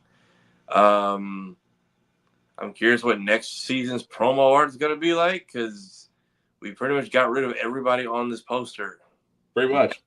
Minus the twins. I kind of wanted Yord and Jecki to play a bigger role than they got to, because we literally threw them away one episode and just never revisited them at all. Right. I'm the same way. Like I said, I came into this, loved the first 3 episodes. Don't get me wrong, grabbed my attention. The fight choreography was great because it didn't always depend on lightsabers. You actually had some hand-to-hand combat being done. It was just the story. And again, it's gonna go into spoiler territory, so I'm just gonna go ahead and say it. The whole thing about the Night Sisters, I get it. And then you come to find out that the twins are really the same person, just 2 different personalities. And at the same time, you get Smilo Ren that's in the top right-hand corner over there, who doesn't consider himself a Sith. So you really had a lot of different sub-stories going out there. But after going into 4 and 5 and 6, 7, and 8, it just felt like it got lost. Like I'm gonna be honest. It just felt like it got lost. Like it's like I see a guy who acts like a Sith, and then is told, well, you guys would refer to you guys would refer to me as a Sith. So you got that. Oh, you're good, Kira. Just make sure she's all right. But no, it's the fact that you got a guy who, again, I call him Smilo Ren because of the helmet, acts like a Sith, but really he's more of a liberator. And then thanks to Kira and thanks to Lainey in our Blurred's Eye View podcast, the guy that was hiding in the freaking corner is Darth Plagueis. When I tell you, I was looking for plot points. I watched the screen. I missed every cameo. I didn't see Plagueis. I didn't see Yoda. Because Yoda was very apparent. The back of the head. I was so thrown by the fact that, damn, you created that cover story at the site of your best friend's corpse. You waited. You hesitated. I was so enthralled with that I swear I didn't register. I might have looked away because when they just showed her coming down the hallway, I'm like, well, this is a pointless shot. And I swear I don't remember the rest of that scene being Yoda's head. It's just, that was the part. Well, that's the second thing that bothered me. But it's so Darth Plagueis is hiding. And if I remember the story correctly, he's supposed to be hunting somebody. So that's a whole different story in itself. But it's there were so many open-ended areas. And then you get to Yoda, who literally you see the back of the head, and that's it. And I'm just thinking to myself, the twins go into hiding. I'm a little lost. Where's Darth Plagueis in all this? So Darth Plagueis is on the planet, the planet that they're on right now. All you see is this cave. You see this cave. You see this dark figure in a hood, and he's literally hiding. And I kept thinking to myself, what if he's Darth Plagueis? So back on Blurred's Eye View, just yesterday, we talked about this, and two of the people there that I know that know Star Wars better than I do, both sat there and said that was supposed to be Darth Plagueis, who literally is the guy that can cheat death. Supposedly, the one Sith that can cheat death. And I'm just like, why wasn't more attention given to this part versus the other side? So that's why I'm sitting there saying it's just the whole entire thing just seemed to be just, once we got past episode 4, it just seemed to be just taking a dartboard and just going, this will stick, this will stick, this will stick. But really, none of it did. So it makes me wonder if the Acolyte's going to be a one shot or if it is going to get a season 2. Because right now, that's a good question. Well, I mean, Quamir can't be counted as a true Sith because that's why he was talking about the rule of 2. Yeah. He needs an apprentice to become an official Sith Lord, which is why it's called Acolyte, because we need to see who becomes his apprentice. As for the Plagueis thing, I'll go back and watch that. I didn't see one dude. Right, I feel like I remember that is the dark. Oh, go ahead, Tafari. I remember seeing the cave. I swear I don't remember seeing anyone step out of it. I don't see anybody in that cave. No, he doesn't. No, he doesn't step out. It literally zooms in, so he doesn't step out. It's like a quick 3 seconds. Like you'll see that's the same cave Ray went into, because that's supposed to be the dark side nexus on that island that Luke's inhabiting. Right. So yeah, you only see him for a quick 3 seconds. That's why I was saying, like, unless you're paying attention, you blink and it's gone.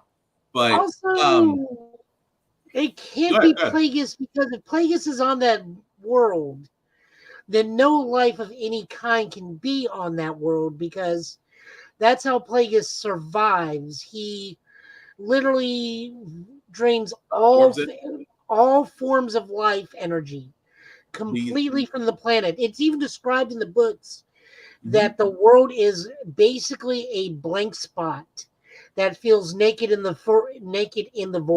Force. Like it's just like poking at a numb spot. You just don't feel it. You feel it, but there's no feeling to it. But that's what I'm getting at, though. It's like there's so many. That's why I said on Blurred's Eye View, and I say it here. There were so many questions. Like it didn't feel like a complete season. It felt just like there's so many plot holes. Yeah. Like May straight out lying to Ocean in the final episode. It's like, oh, how'd you get out here? Oh, I fell in here. It's like, so is Mother Hosen dead? Because she's still alive, and they dropped that plot like a while ago. That's my point. So it's like don't get me wrong. I want these stories in Star Wars to be told, but at the same time, you have to make them to the point to where you're going to keep people involved. You're going to keep people not involved, interested is the word I'm looking for. But when you don't have that, and every episode adds more questions, it does make you wonder: is it worth watching? Should we? I mean, I'm not even gonna. I'm barely going to acknowledge the toxic fans on the other side saying Star Wars is woke. They were created by the Force and all this. I always thought we were talking about the new controversy about the lightsaber crystal bleeding thing, and like that was shown so many times before in so many other series. Yeah. Which one was it? That anthology series that came out, that animated anthology series where all the Jedi go dark side and all their purple and orange lightsabers go red. And then once they calm down and chill out, all their sabers go back to normal. Same thing happened in Survivor. Jedi Survivor showed it. Jedi Survivor. Ahsoka's one became pure white because she was like, I'm not light side, I'm not dark side. I'm just kind of neutral. Yeah, not a gray Jedi. She's just flat out neutral in everything. She just does not give a crap. That's why her sabers are white, because they can't take an the Kyber can't take a light or dark side identity. Right. So that's why I was saying it's just it. I hope it gets a second season. Like I said, it's too many. I don't think it better script writers and script editors to make it a little bit tighter. I hope so. But Tafari, anything you want to add to that? I hope we get like a sister coven who maybe has a successful example of what the girls are supposed to be, because that I have no answers from that. I don't know why did stabbing her a smoke kill her? I thought she was gonna get away scot-free. She was mid-transformation. Yeah. Transformation into what though? That's the part that I'm just like. I think she was going to reabsorb Kid May back into her. That way she could have more power than Soul at that point. Mm-hmm. Or move herself to May to like enhance May's ability. Because apparently May had less power than Ocean. Because we don't really see May do a lot of force stuff. She's more direct combat, but Osha had all the force power. Okay. But, you know, that's also the thing that they're bringing in is, like, not all Jedi and Sith powers are equal. Some of the old stuff was, like, I think it was... Oh, yeah, Kyle Katarn. He had He had crap telekinesis, but had better force sensitivity and locating skills, which is why he was a bounty hunter first. Yeah. Plus, he was the first one to have an adjustable blade lightsaber. Because we actually did have a lightsaber whip this season, didn't we? Yeah, she did. So we saw for all of like 2.5 seconds. I mean, that's new and never seen that. Plus, we had the hidden blade within the blade saber, which is also new. So, like, not all Jedi and all Sith have the same abilities. True. But like I said, it's just, to me, we will see. Right now, there's no word on whether or not they are getting a season 2 because we do have Skeleton Crew and I think one more to show. And also, eventually we had to go back and review The Bad Batch because The Bad Batch did have its final season. We didn't actually go over that. So sometime in the future, we will go back to The Bad Batch and give our review on the final season of that. But before we get to our comic pools, we do have one last review because, again, the season finale did drop. And in our chat, a lot of people are having some issues right now. I have been laughing like a madman because, again, I am talking about Amazon Prime The Boys, season 4's season finale. Again, Eric Kripke has his finger on the pulse when he wants to show a lot of what's going on currently in the world, and The Boys is currently reflecting that. To basically wrap this up with a pretty bow about season 4, damn. That's about the best way I could put that. The fact that the body count was a little high, we did lose some choice characters. And I'm trying to keep this. I'm trying not to go as spoiler full as I want to, because again, if you haven't seen it, you really should, because the ending of the season finale leads to what I hope they were going to do in the graphic novel. In the graphic novel, you'll see a picture of Billy Butcher, crowbar in hand, walking toward the White House with soups floating above it. No, go ahead. No, just like I heard that they had to change a episode title at the last second. Yes, because of certain real life scenarios. Wait, what was the title? Even I heard this. Yeah, the title of this would have been Assassination Run. What does it change? So, they had to change it to season 4 finale because originally it was It was originally the last episode was called Assassination Run. Then that little event happened over the weekend, and not only did they change the title name from Assassination Run to season 4 finale, they actually gave a disclaimer that anything that happened during this episode is fictional. We do not condone.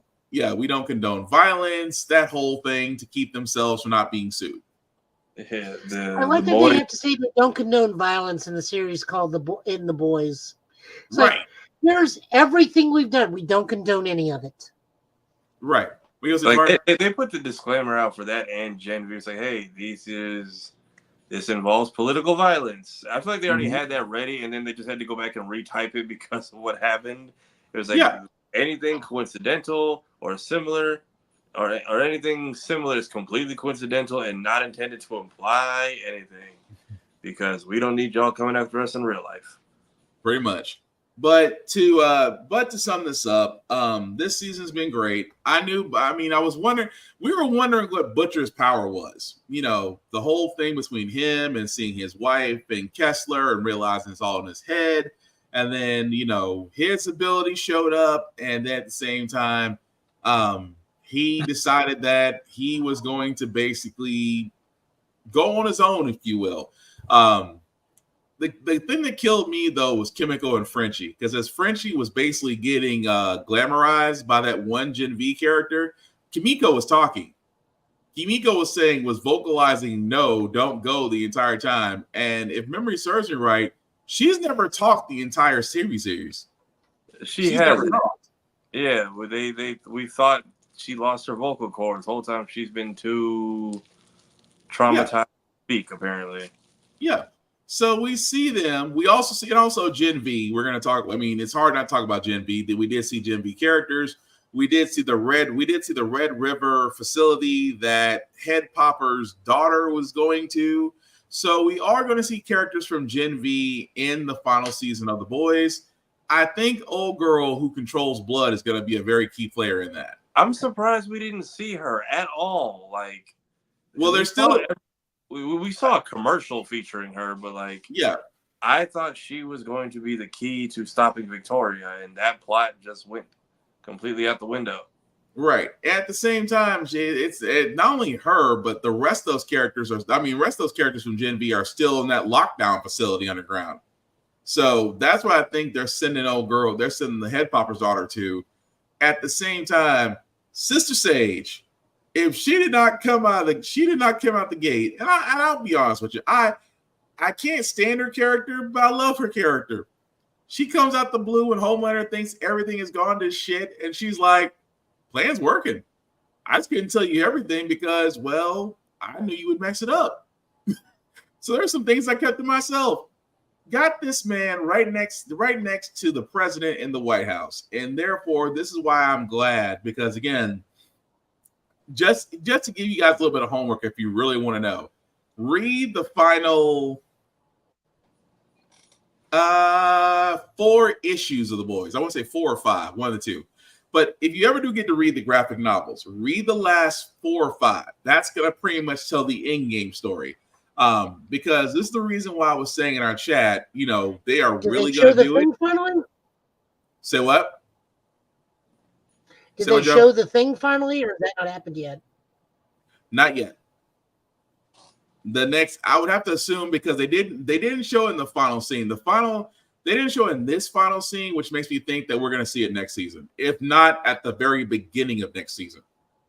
But it's setting up for that. And again, the whole idea of the White House, the soups being brought in and being a part of the army as actually super weapons, and that's what's going to set this whole thing up to where season 5, and I'm just going to be honest with you guys, if you thought the Demon Slayer Infinity Castle arc was going to hurt you emotionally, it's going to make that look like a tissue paper.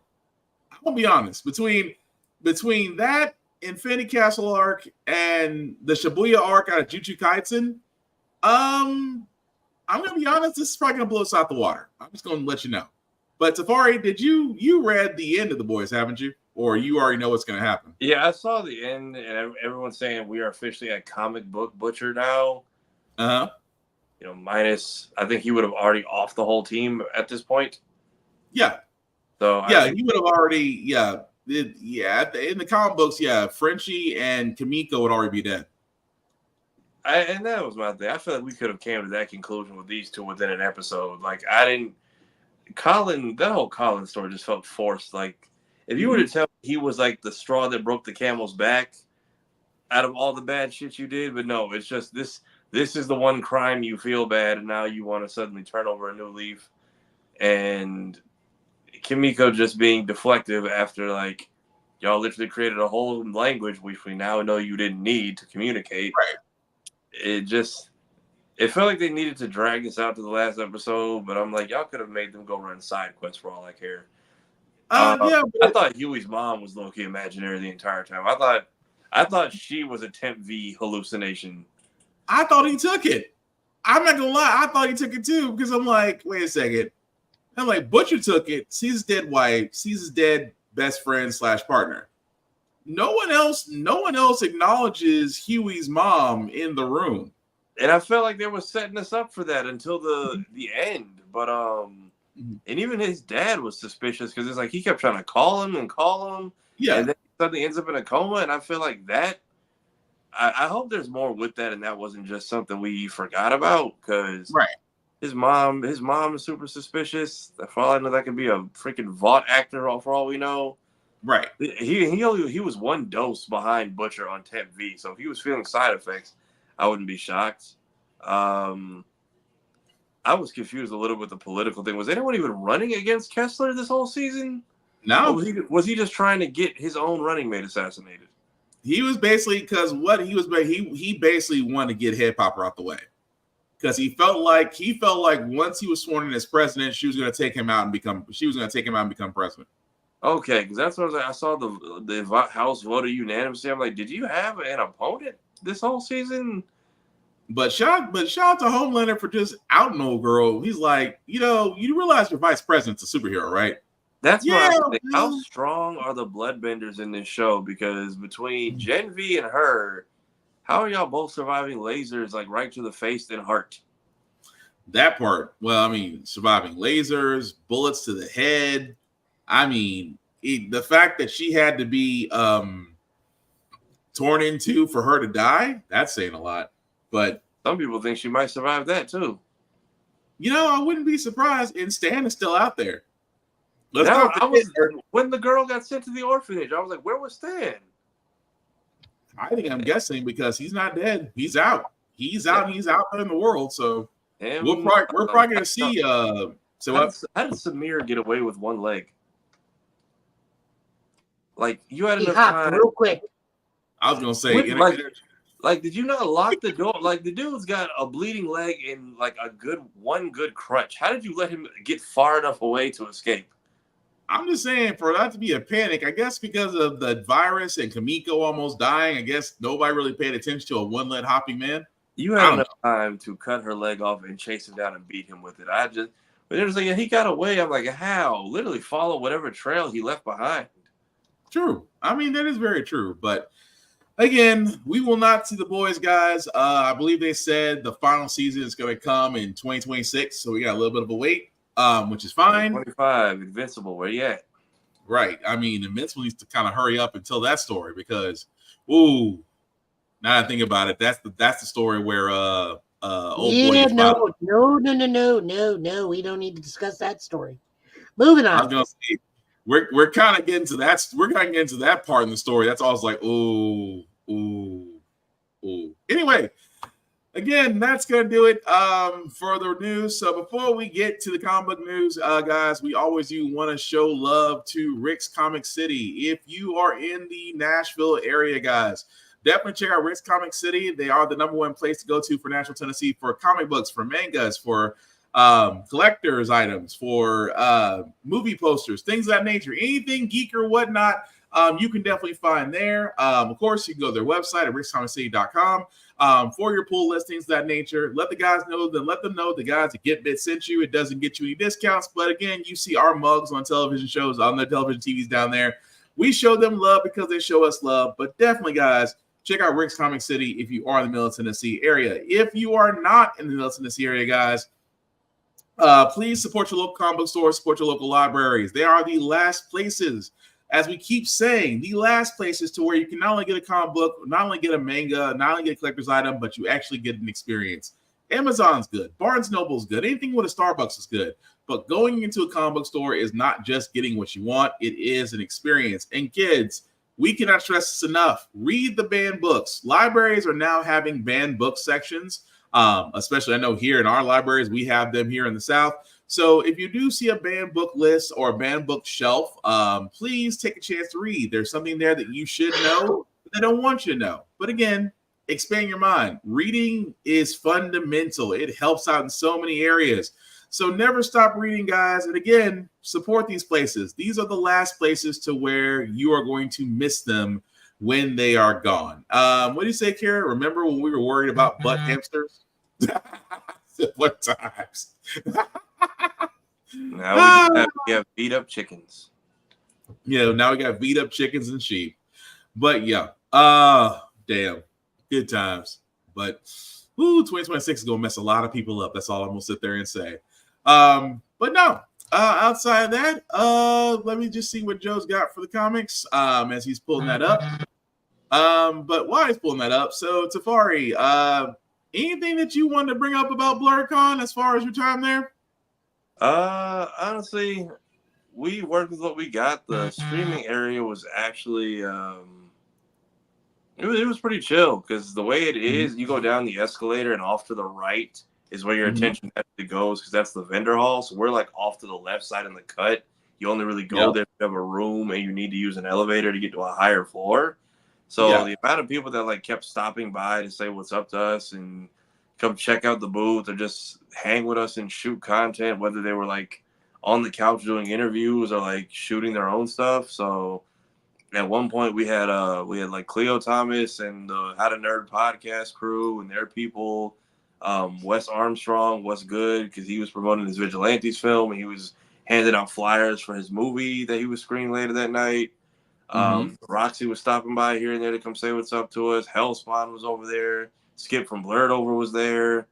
Danny Say So, a bunch of like, it was kind of like the hot spot, but it was out of everyone's way. So the fact that you kept like checking for us and stopping over to say what's up like 5 to 6 times a day.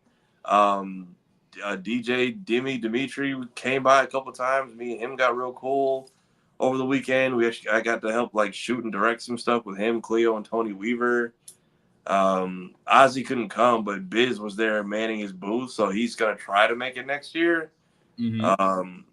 Interviews was a little bit nutty, but we managed to pull it off. Everybody was a lot of fun. Matan Wakani, that dude had the time of his life. I don't know if he is fully Africa based or if he lives here, but I just the random people you run into at a 24-hour con at 4 a.m. lets you know that you all have the same messed up sleep schedule. Just as far as creative people, it's like cool. So I'm not the only one doing this because it's like at one point I was just out. I went to go get a file from Lainey and Jay, and then I come downstairs and there's Skip just sitting on our couch, like the camera's not even rolling. So me and him are sitting there for 30 minutes, just people watching and just up and down the escalator. Here's friends and whatnot, and the pizza was like the late night stoner spot. So Skip goes and leaves. So then I go to get just see who's at the food truck area, and then I run into Atanda, and then he took a photo with me at the Akira Toriyama tribute, and then we go to this car, this Black Panther mobile, this dude had tricked out that apparently he's been wanting to show him since like the first movie. So hanging out with that, then I turn around. The most random run-in was seeing my homie, your boy Roshi. The whole bunch of the DreamCon crew from like Tampa was there. And he's like, "You're everywhere." I'm like, "You're everywhere. What are y'all even doing out here?" It was him, his wife, Jazzy Guns, and her boyfriend. And I'm like, what? This is like the most random place for y'all to be in this month. How did y'all even end up here? He's like, "Oh, well, they live here. She had a panel, and we just happened to be in the area for a reunion." So I'm like, but at 4 a.m, like getting pizza at a con. And then right next to them is Dimitri, who's just slumped in a chair in his Powerline outfit outside. It was just the most random amalgamation of blurredom, and it was great. Although I do gotta ask you this though, how in the world that you managed to pull off the Powerline? Can we really call it a rap battle? That's what it was. So I thought they had like an idea, and they were just like, "So what are we doing?" I'm like, "What the fuck? Y'all tell me. Y'all just add." And that's when we found out about it. So when I found Dimitri, I think it was him and Cosplay X Twerk was hanging out, and he was just in his chair. He's like, "So me and Cleo are actually gonna do this skit tomorrow," and so yeah, we're thinking it's gonna be like a rap. But I'm like, "Dude, go to bed." He's like, "I should." He went to sleep. He's like, so it's gonna be like Powerline versus Powerline, but a rap battle. So we go down to the grand ballroom, and he's like, "All right, now we got to get people." And I was like, "All right, as hard as it is to get y'all in this room, just walk outside and just point." So we go out there, and then we start grabbing people, and we're just like, "Okay, come over here." And he's like, "Okay, how are we gonna shoot it?" And I'm like, "When did I become in charge of this shit?" So Cleo hands me his phone, and I was like, "Okay, if this is what we do, everyone stand in this corner. You don't need a full circle like the rap battle, We can fake it. We just need everyone to stand against that wall and make a half circle, and y'all just stand between the two edges closer so that I can, like, it looks like I'm getting an angle shot, but there's actually so we did the first take, and then a bunch of other people walked in and heard it, and I was like, hey, to anyone in this room, we're shooting this, so if y'all want to be in and just overreact, it was basically supposed to be like a super hot fire skit. Yeah. So then these three girls walk in dressed as Steve Harvey. And I was like, can y'all please come over here and just stand in the back? Like, if you got a piece of paper, rip it up and throw it. So then we did the second take, and that's the one that y'all saw got posted. And then there's another one that we shot upstairs. I'm filming, but it's me, him, Tony Weaver, and Cleo. And it's like two power lines jumping a guy who can't name the movie right. So whenever that one comes out. But yeah, that was my directorial debut that just came from a random 4 a.m. run-in. See, it just goes to show you the best things happen at 4 a.m. But no. But aside from that, though, again, BlurCon is there. We, as far as me, Tafari, and others, unfortunately, I wasn't able to go, but Tafari and Kira and the rest of the guys at Blur's Eye were able to go. They did have a continuous stream that is on BlurCon. I think they're doing a replay of it right now. And at the same time, the interviews that were done also can be seen. And I keep telling you, it's like BlurCon is one of those things to where it's a lot of people describe it as homecoming. It really is. Or as I had to explain to my 11-year-old son, as my wife sat there and said, it looks like Freaknik, and my son said, "What's Freaknik?" And the look of horror on my wife's face is priceless. That's more the, like, yes, there's some stuff out there, but that's more so the late night aspect. There is enough activities for kids to do to where you can duck the crazy. Like, yeah, it's out there, but it's at least like tasteful. Once you get to like after party hours, it's like, all right, y'all really don't need to be. Y'all should be in. Like, me and Skip saw some teenagers running around. We was like, yeah, where are y'all parents? Y'all should all be in bed. It's like, I get it, it's late, but like it's late. Y'all should be in your rooms with like a DS or a handheld somewhere. But there was a couple people that came over. And Skip was just hilarious because he wasn't playing. Because someone's like, "You owe me a hug." He's like, "Am I allowed to hug you in that? I just need verbal confirmation because I don't want no problems." But we just kept go up and down the escalator, just everything out. And he's like, the first couple of times is cool, but after a while, it's like, can I get something for the imagination? Right. It's not even fun anymore. See, that's what I'm afraid is going to happen to me when I go next year with the wife, and the kids. I'm just going to be like, I'm going to feel like Danny Glover after 9 o'clock. I'm getting too old for this shit. And at the same time, where your parents at? But anywho, Joe, I'm sorry, Joe. I didn't mean to. I do see your light up, sir. So whenever you're ready. No, I wanted you guys to talk about BlurCon. That's why I didn't pull up the books. I want you guys to, by all means, talk about BlurCon. It's important to you guys. Oh, yeah. So, no, it is. But Tafari was more of a victim at BlurCon, though. I didn't want to. It was starting to head in that territory. It was the first video for the group chat was just to appease Mayhem, so he'll leave me alone. I didn't know it was gonna have this week and a half long ripple effect of just like even that TikTok y'all sent to the thing. I'm like, either that happened after I left or I was asleep in the couch on the background and just missed that entire segment. But half of like that face, if you go to the Blur's Eye community tab. I was mostly kidding when we took the picture. By the time we snapped the picture, that face was just really how I felt the entire time during that segment. Because like at first it was playful, but then after a while, I was like, what the fuck is happening right now? I'm not sure how to process this right now. And Kira, he liked it. I saw it in real time. My ass. It was sensory overload is maybe the word I'm looking for here. I can go with that. Because even when Skip left, I heard my name get called. She was like, "You walk too fast." I'm like, "Where the fuck did you come from?" Lord. Well, yeah. So BlurCon was definitely a vibe. But Joe, I do see that you do have your comics up, sir. So whenever you're ready. Yeah, I'm looking. Evo just put out some announcements. I was gonna say, did we miss any trailers today, or? Mature and Vice got confirmed for KOF 15. Apparently Maximilian dude is like getting mean to all hell right now, but in a positive way. So that must be some news. Huh? Now I'll look to see what they said, but go ahead. No. Like he's getting memed, but in a positive way, because Yo Video Games has like a booth that is overseeing the tournament space. Uh-huh. So it's Max just standing there in front of the window with his back turned, his hands behind his back. And so far I've seen him overlooking Gotham City, him with the Yakuza of Patriarch of the Yo Video Game family, him overlooking the construction of several Metal Gears, him looking up the construction of the Avas. So God bless Evo and Twitter and whatnot. Of course, it's my version of Twitter, which is where nothing really bad ever happens. My second account is great, minus this Japanese Chitlin account that keeps popping up because I don't know. It's like this weird little like cat creature. Shut up. It's like this weird little cat creature. It's like, hi, I'm Chitlin. I'm the Japanese mascot. And it has like 5 accounts. Oh, yeah. No, I know who that is. What is that? And why is it everywhere?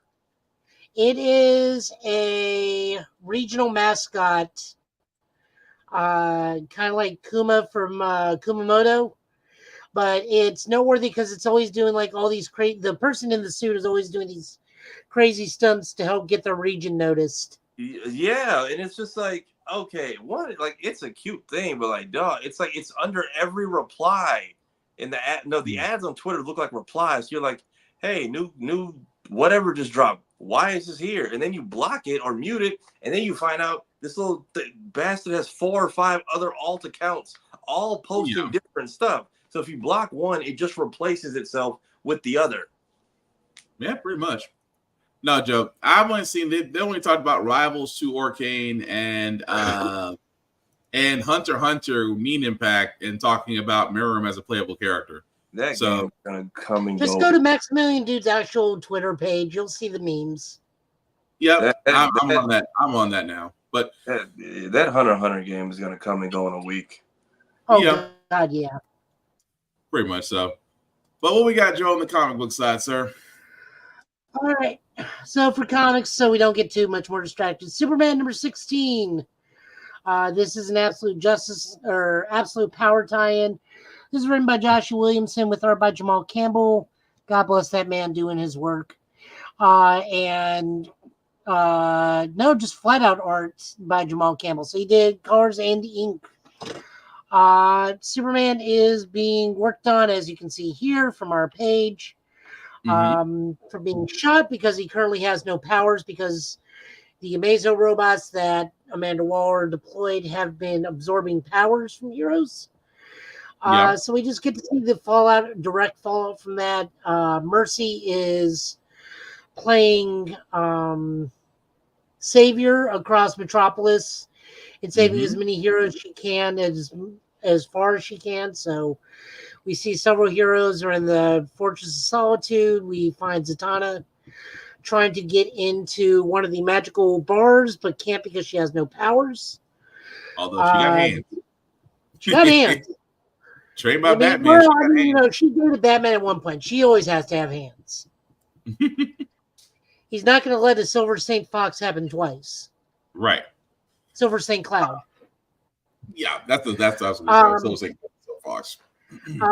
There is a brief argument between Booster Gold, Blue Beetle, and Red Tornado, which I feel is minorly justified considering they're all Ivo's creations. So should we be mildly concerned about Red Tornado? Honestly, no. But, Ted is looking out for the greater good, just like making sure it's like there's no backdoor programming for you.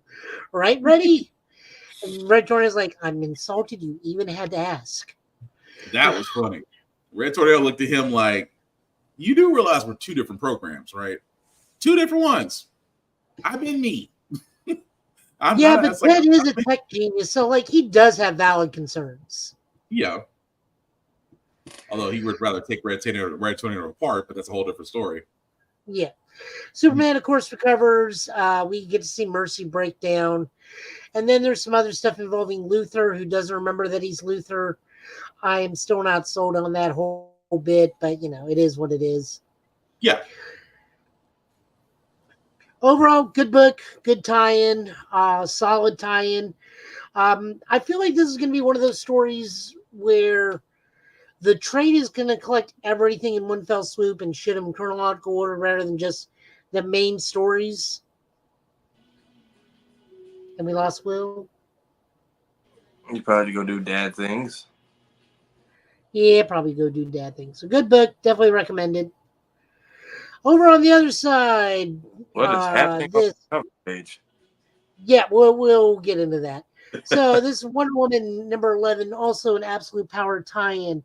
This is written by Tom King with art by Tony S. Daniels and colors by J. Daniel Ramos. This is happening taking place during the events of Absolute Power number 1. So Wonder Woman is pretty much just having a giant poker card game with pretty much Justice League Dark. We see Billy and Mary Batson here, the Shazams, John Constantine, Madame Xanadu, and Jason Blood, also known as Etrigan, and Detective Bobo Chimp. They get assaulted by an Amazo, and this is how we get the magical Amazo, by draining stuff off. So everybody gets their powers drained, minus Diana, because Diana technically can't be drained because she is inherently magic. So that is why that cover looks like that. But now we're dealing with the magical Amazo. Also, Steve Trevor gets pulled into the book because Amanda Waller is making Sarge Steel do stuff. Kind of have to go check on Obi. Yep. So good book. Wonder Woman, very, very fun.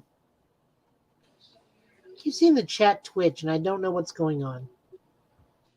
Is it like popping up again, or what's the? Okay, what's updated software? Can't. I don't know. Like I see it move, like someone made a thing, and then it like disappears. It's being weird. Jumping over into Marvel with Steve Orlando and Pete Woods writing Annihilation 2099. Also the backup story, also by Steve Orlando. Dracula Risen with art by Dale Eaglesham.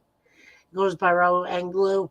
So this is we get to see Red Hulk 2099, a group of pretty much kind of like Alien 1.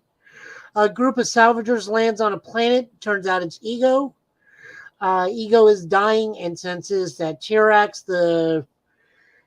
one of the former Heralds of Galactus, is coming for him. So he gives the surviving member of the salvage crew a red fruit, which turns him into a Hulk. And then he just beats the crap out of Terax. And then so many years later, we find a crash ship on a planet with remains, but it's remains with fangs. Yeah. Very straightforward book.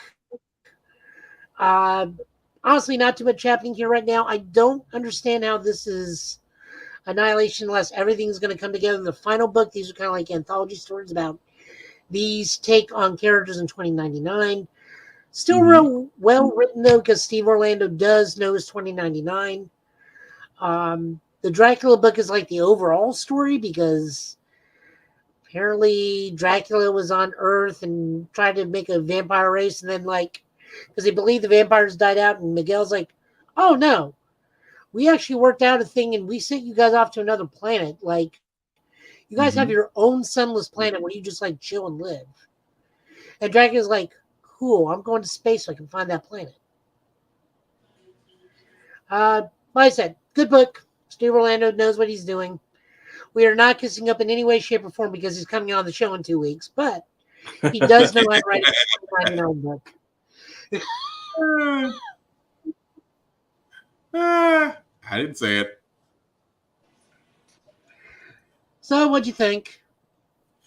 This one was a little. It was good stories. For Annihilation 2099. Sorry, guys, had to kind of step out for a second. Thought my son was up, but no.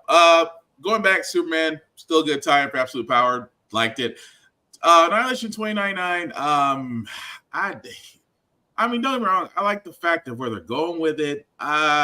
Sometimes I need more coherent tissue between the stories of what's going on. Thank you. That makes a lot more. That because it just feels like two different stories and not really a continuity between the two. But that's my only gripe. Outside of that, great stories. But yeah, that's my only gripe about that. We also covered Wonder Woman. Now we got the Magic of Mazo. Wonder Woman sometimes can be a hit or a miss. That tie-in for Absolute Power, I was like, okay, this one may not have been a home run. It's a base hit, but it's not a home run. But I don't know. It could have been better. That's just my opinion. Yeah, you're good. Next up, we got Scarlet Witch, written by Steve Orlando with art by Jacopo Kaminagi. At least I think that's how that's pronounced. And colors by Frank William. We are still dealing with the current crisis that killed Wanda in the previous issue. Wanda wakes up in the Witch Road, which will be further explored in Agatha all along. They are setting up precedents now. That way, when everybody flips their crap in a couple weeks saying, this is new, we can point to this story, go, here, everything's explained here. Go here. Pietro finds a magical cursed circular saw to help deal with the demons. This demon queen, and calls in other sister, the doctor and mistress of magnetism, Polaris. Meanwhile, Wanda deals with not quite Cthulhu in order to return to the realm of the living. Overall, good story. I like where this is going. I like this like eldritch horror that they're adding into Scarlet Witch, because she's like, you really can't take me over. I don't have much room left in me because I'm also holding Chthon. Because the last time he tried to control me, I just sucked him into myself. I think this dude's name is like Mordigan. Mordi or Mord I Gun. Although you did answer my questions. It was like, okay, so they are going to try to use this in ties to Agatha for the Witch's Road. So that makes a lot of sense, because like you said, they're just setting up precedent for when Agatha starts. But no, good issue though. Although Scarlet Witch holding in that and basically just being the epitome of the dark hole.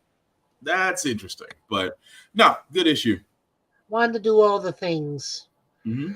Also, Darcy's been taken to a cabin in the woods, which is kind of creepy, but it is what it is. She gets put in weird situations. She has. Moving on over, we got another Blood Hunt tie-in, but I like this one, so we will talk more about it in detail. This is Wolverine, but Laura Kinney Wolverine, the Wolverine I enjoy, the Wolverine I will always read. Because my favorite character gets reintroduced in this. We bring back Gabby. We learn where Gabby's been and everything. Gabby's being used as a blood bank because her blood, much like Laura blood, is Wolverine's blood. Meaning vampires get healing properties from it. And they have set up a mutant blood bank so that vampires can obtain mutant abilities by harvesting them from one of Dracula's kids, Zarev? Close enough. Xariv. I can't pronounce those things. But mostly we just get Laura and Wolverine and Honey Badger taking on vampires. This is not an uncommon thing for them. This is a typical Tuesday night. Laura is part of the Exterminators, and Gabby got Jonathan Wolverine from a animal care facility that was making them into zombies. That also teamed up with Deadpool. So, good book. I really enjoyed it. It's a lot of fun. For me, it was okay. I mean, I'm not saying this is a bad book. X-23, when it comes to Laura, it's not one of my favorite X-Men characters. The story is still very well done. It's just I never really, again, my personal bias, this is not a knock on the character, nor the artist, nor the writer. It's just the fact of how I took it. It just didn't resonate with me. But it's like it still helps because it does add to the Blood Hunt story overall. It's just that for me, this was more of a harder to read just because it didn't pull me in like it would pull somebody else in. So, not a knock on it, just not my cup of tea. And this is written by Stephanie Phillips with art by Robert Gill and colors by Nolan Woodard. Speaking of that, we're going over Blood Hunt 3 of 3, Dracula. This is written by Danny Lore with art by Vincenzo Corrado and colors by David Cruel. Blade's daughter Brielle has to work through her emotions and whatnot because they're fighting. Technically, they're fighting in the pages of Miles Morales because they're dealing with one of the immortal eldritch vampires, Varney, or a spawn of Varney, because Varney is what's taken over Blade.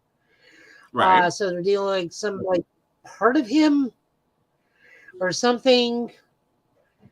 It's like a giant flesh creature they're fighting. And Dracula's having to deal with it. Because Brielle's still having a battle of conscience crisis. Like, love my dad. I don't want to kill my dad. My dad could never do this. And they're like, your dad's a host for a vampire eldritch god. It's not your dad anymore. You're going to need to put him down. And of course, that whole struggle of... Go ahead. Sorry. Yeah, I was going to say not to interrupt you, just the whole struggle of whether or not she wants to kill her father. I don't want to kill my dad. And, the one thing that cuts through all the noise is her mom. Well, here's her mom's voice to brings her back to the reality plane. And then her mom is pretty much saying, well, you'll get chewed out when you get home. But for right now, do what you think is right. So, of course, Dracula the whole time of this comic had me laughing. He's like, if this girl doesn't figure out what she wants to do, well, I'm sitting here fighting trash. It's like listening to a Target shopper in Walmart. Like, I can't believe I am wasting my time fighting minions as he's waiting for old girl to wake up. But no, when she does finally wake up, she does sit there and say, let's go rescue my dad. And to Dracula's like, finally, and then they'll eventually, move on to the close to the, I won't say finality, but it's getting to that tumultuous point. But no, I think Blood Hunt 5 is the finale. 5 is the finale? Okay, so we're moving to the finale then. Either 5 or 6, one of the two. Because all the one shots are wrapping up, all the 3-parters are wrapping up here. Okay, so this is probably going to be the finale then. But no, it was still a good issue though. Dracula, this Dracula in this run he cracks me up. Everything is just so beneath him at this point. It's like, why do I have to get involved in this? Right. He's like, I am saving you people, and I don't even like y'all. That's the kind of vibe I get. It's like, I am saving humans, and I don't like y'all at all. But because vampires are out here, it's kind of like, I have to be the janitor. But no, it's just, like you said, the fact that he treats everything beneath him is just funny as hell. But it was still a good issue, though. I liked it. Also, this cover and the way Dracula has been looking as of late, I'm just going to say it now. It reminds me of Kane from Legacy of Kane. I'm surprised that who did Legacy of Kane? I am surprised that Ubisoft hasn't come calling yet to Marvel. I'm surprised. It may have been just enough not to involve the lawyers, but I'm surprised.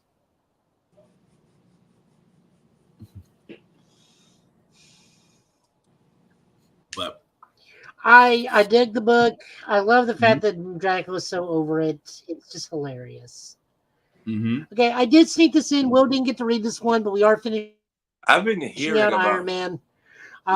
This is Iron Man. This one a lot.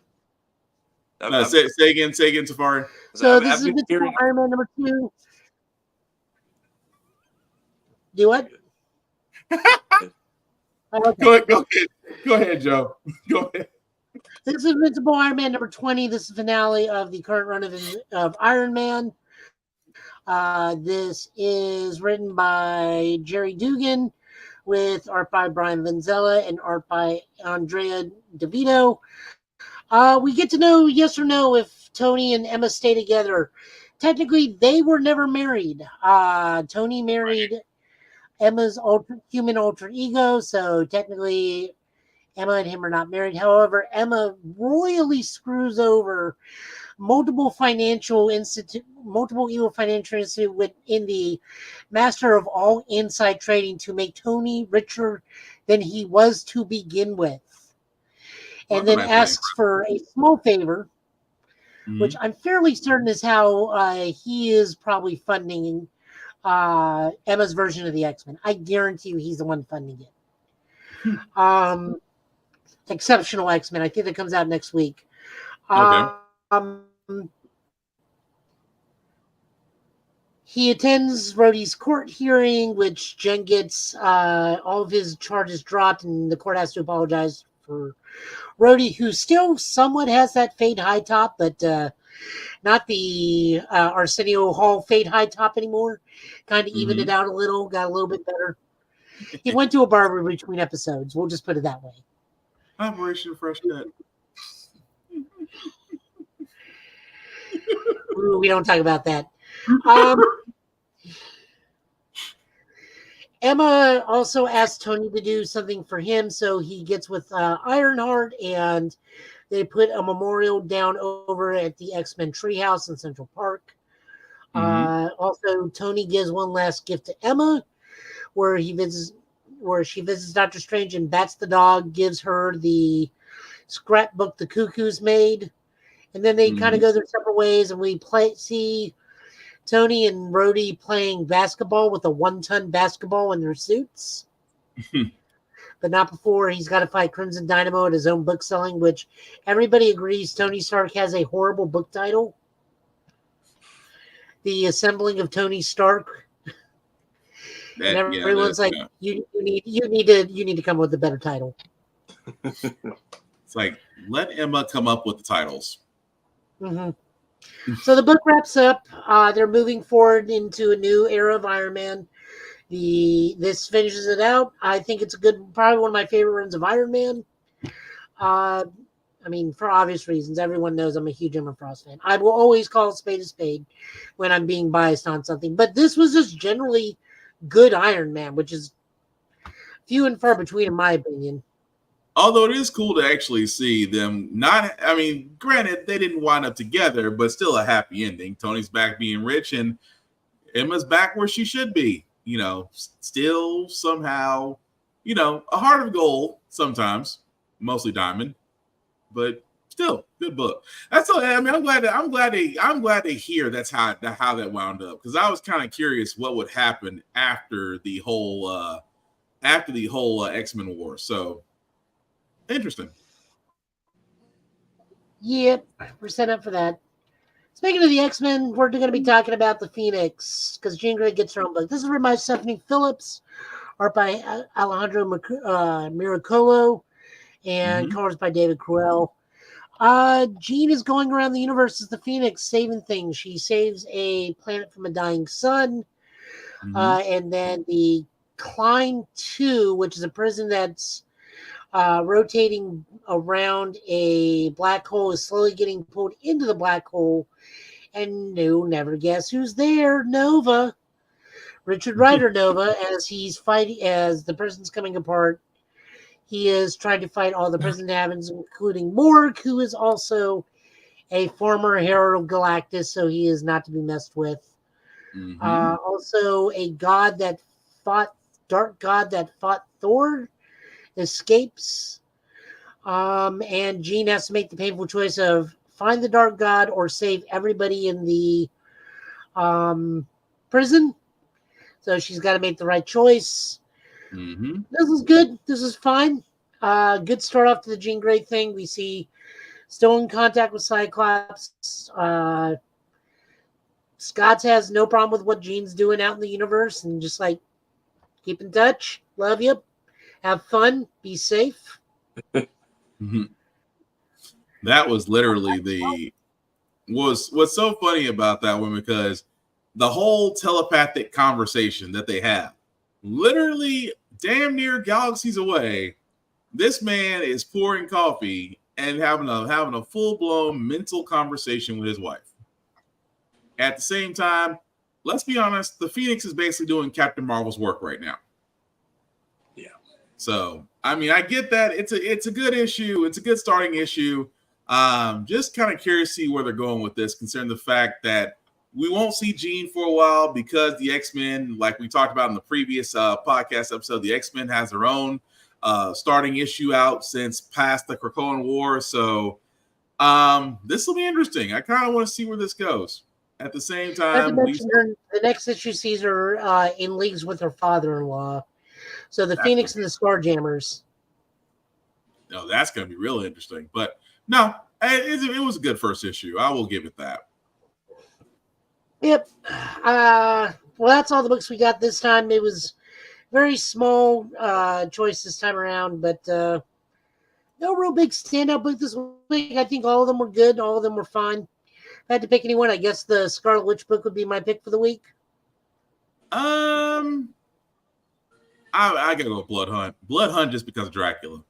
As long as Dracula's a part of it, that I know it's gonna be a great story. But thank you for that.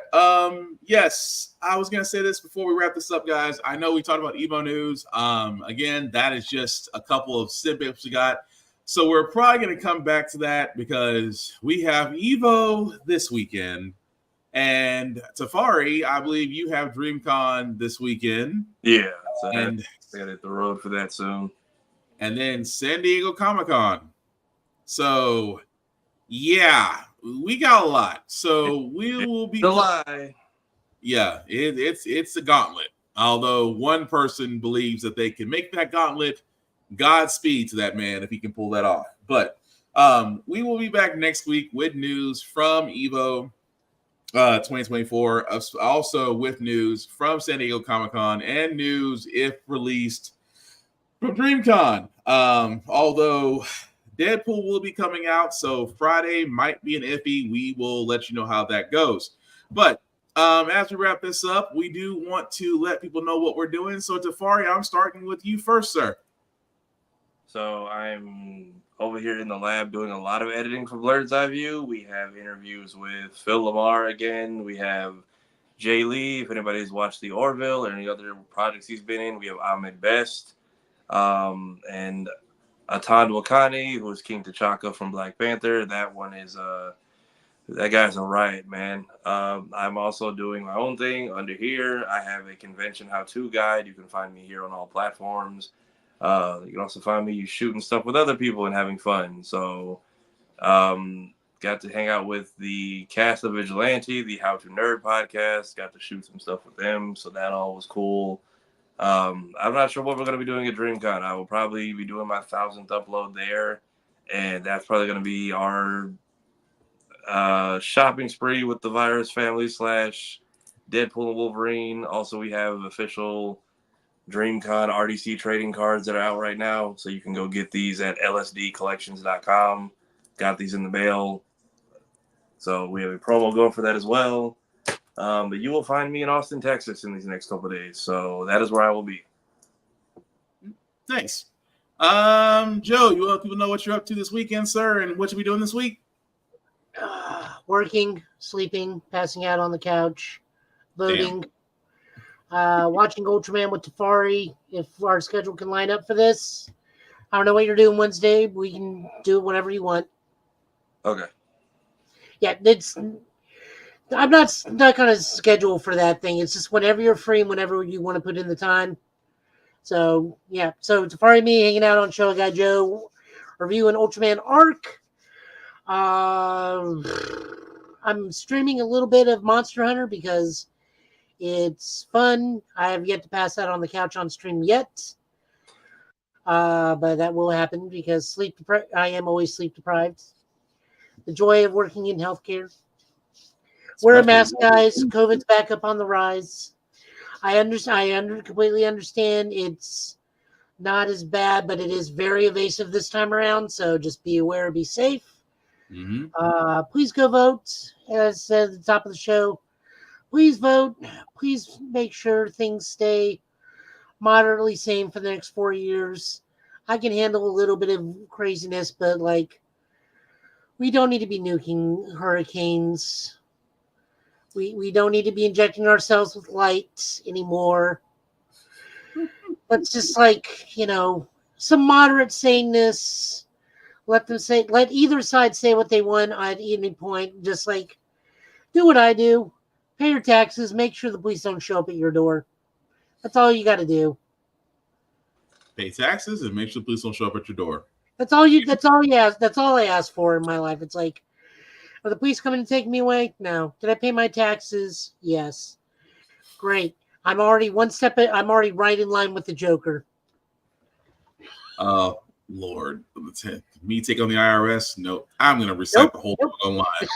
I think I'm going to recite the line right now. It's like, I'm crazy. I'll take on Batman. But the IRS? Monster Hunter, you can see me take on some high rank stuff. I'm already in Master Rank. I'm on Master Rank 4. So stuff is getting crazy. Stuff is getting dangerous. Numbers are hitting in the triple digits. So are the monsters. Nice.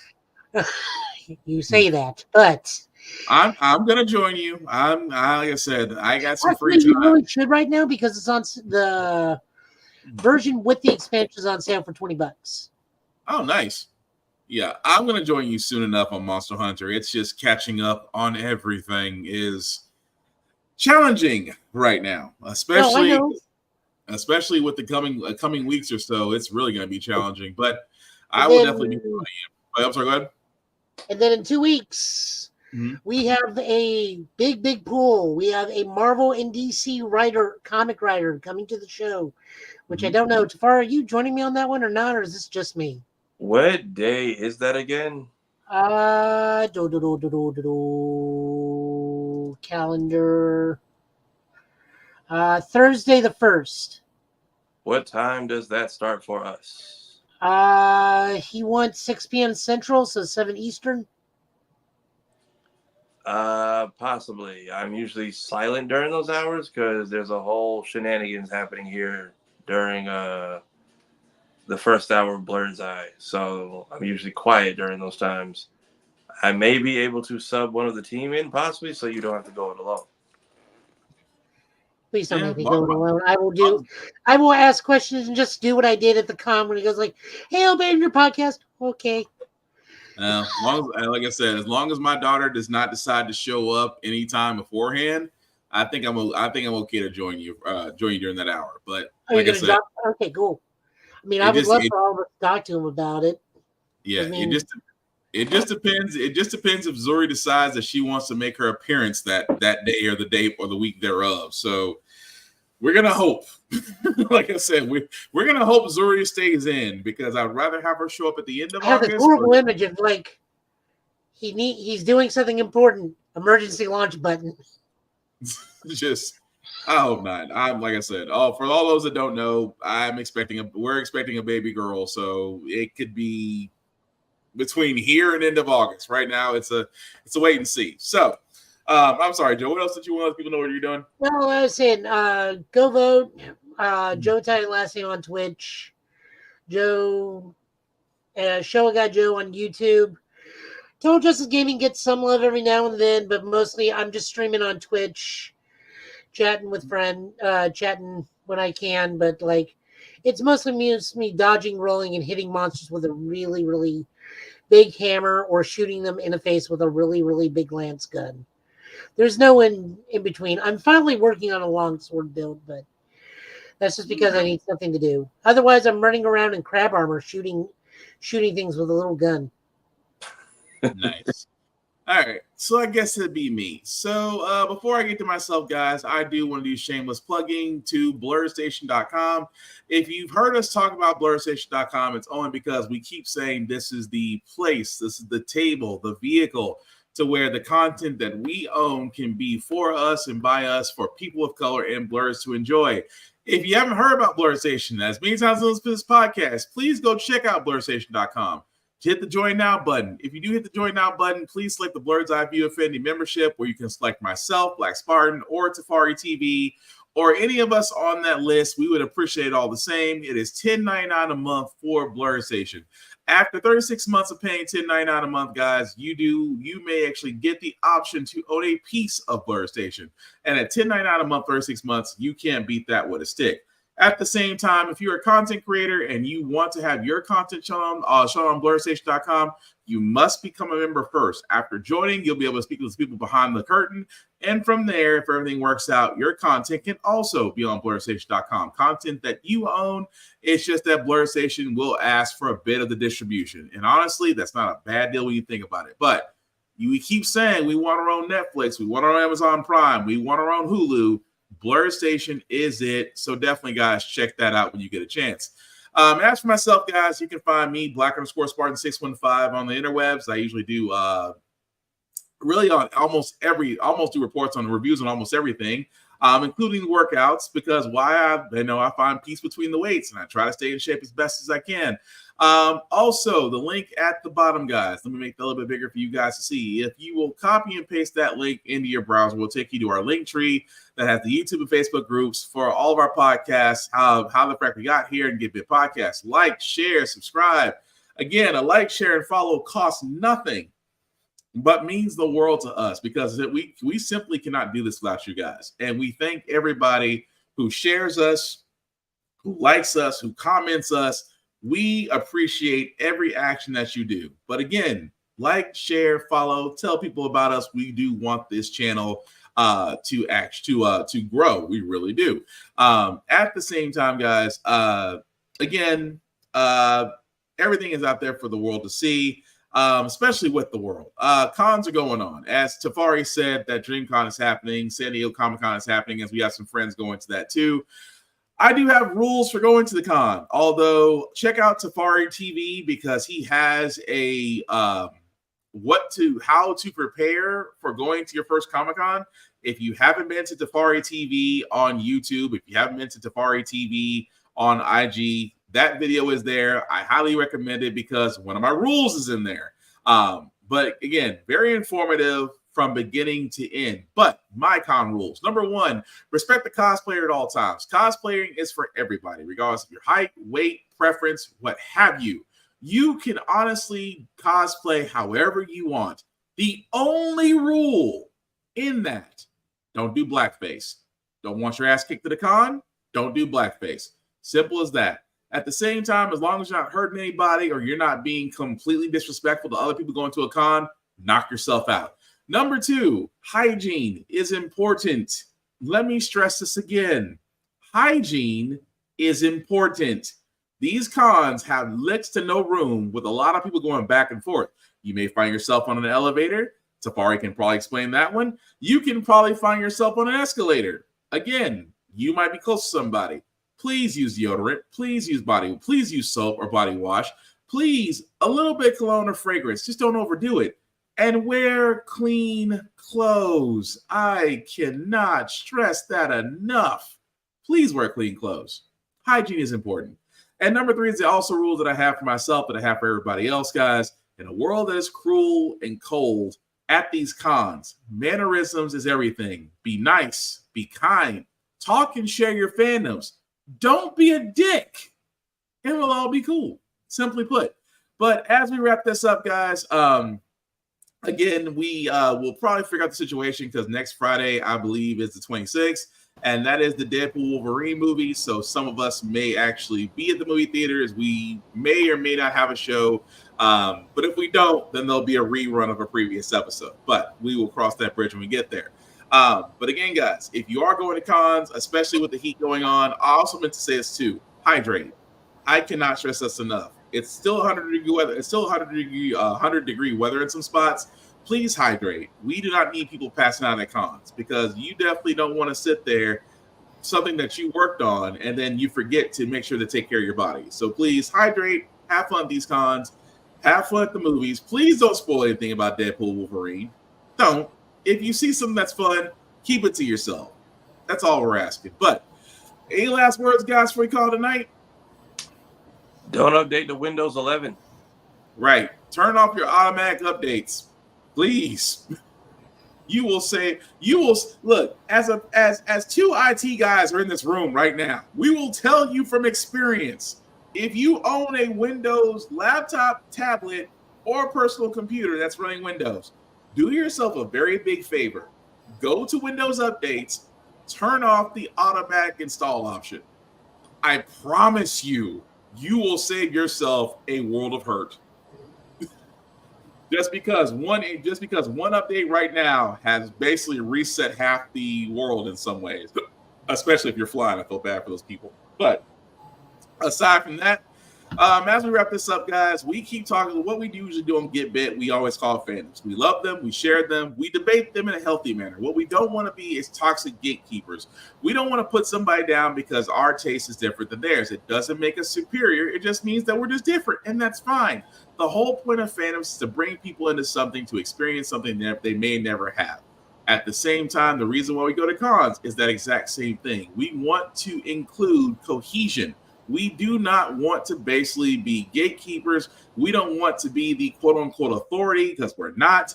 And above all else, we just don't want to be dicks. We just want to have fun and be able to share in the one thing we all love, which is fandoms. So, with that being said, guys, again, thank you all for watching, for letting people know it's live, for liking it. We will definitely, this will basically be back up tomorrow on the replay if you missed it. We still want to know your opinions on everything that we talked about. So, with that being said, guys, I've been Will. He's been Joe. He's been Tafari. This has been Give It Podcast, guys. Please take care of yourselves and each other, and we'll all go through this. Stay safe, stay hydrated, and above all else, have fun. Peace.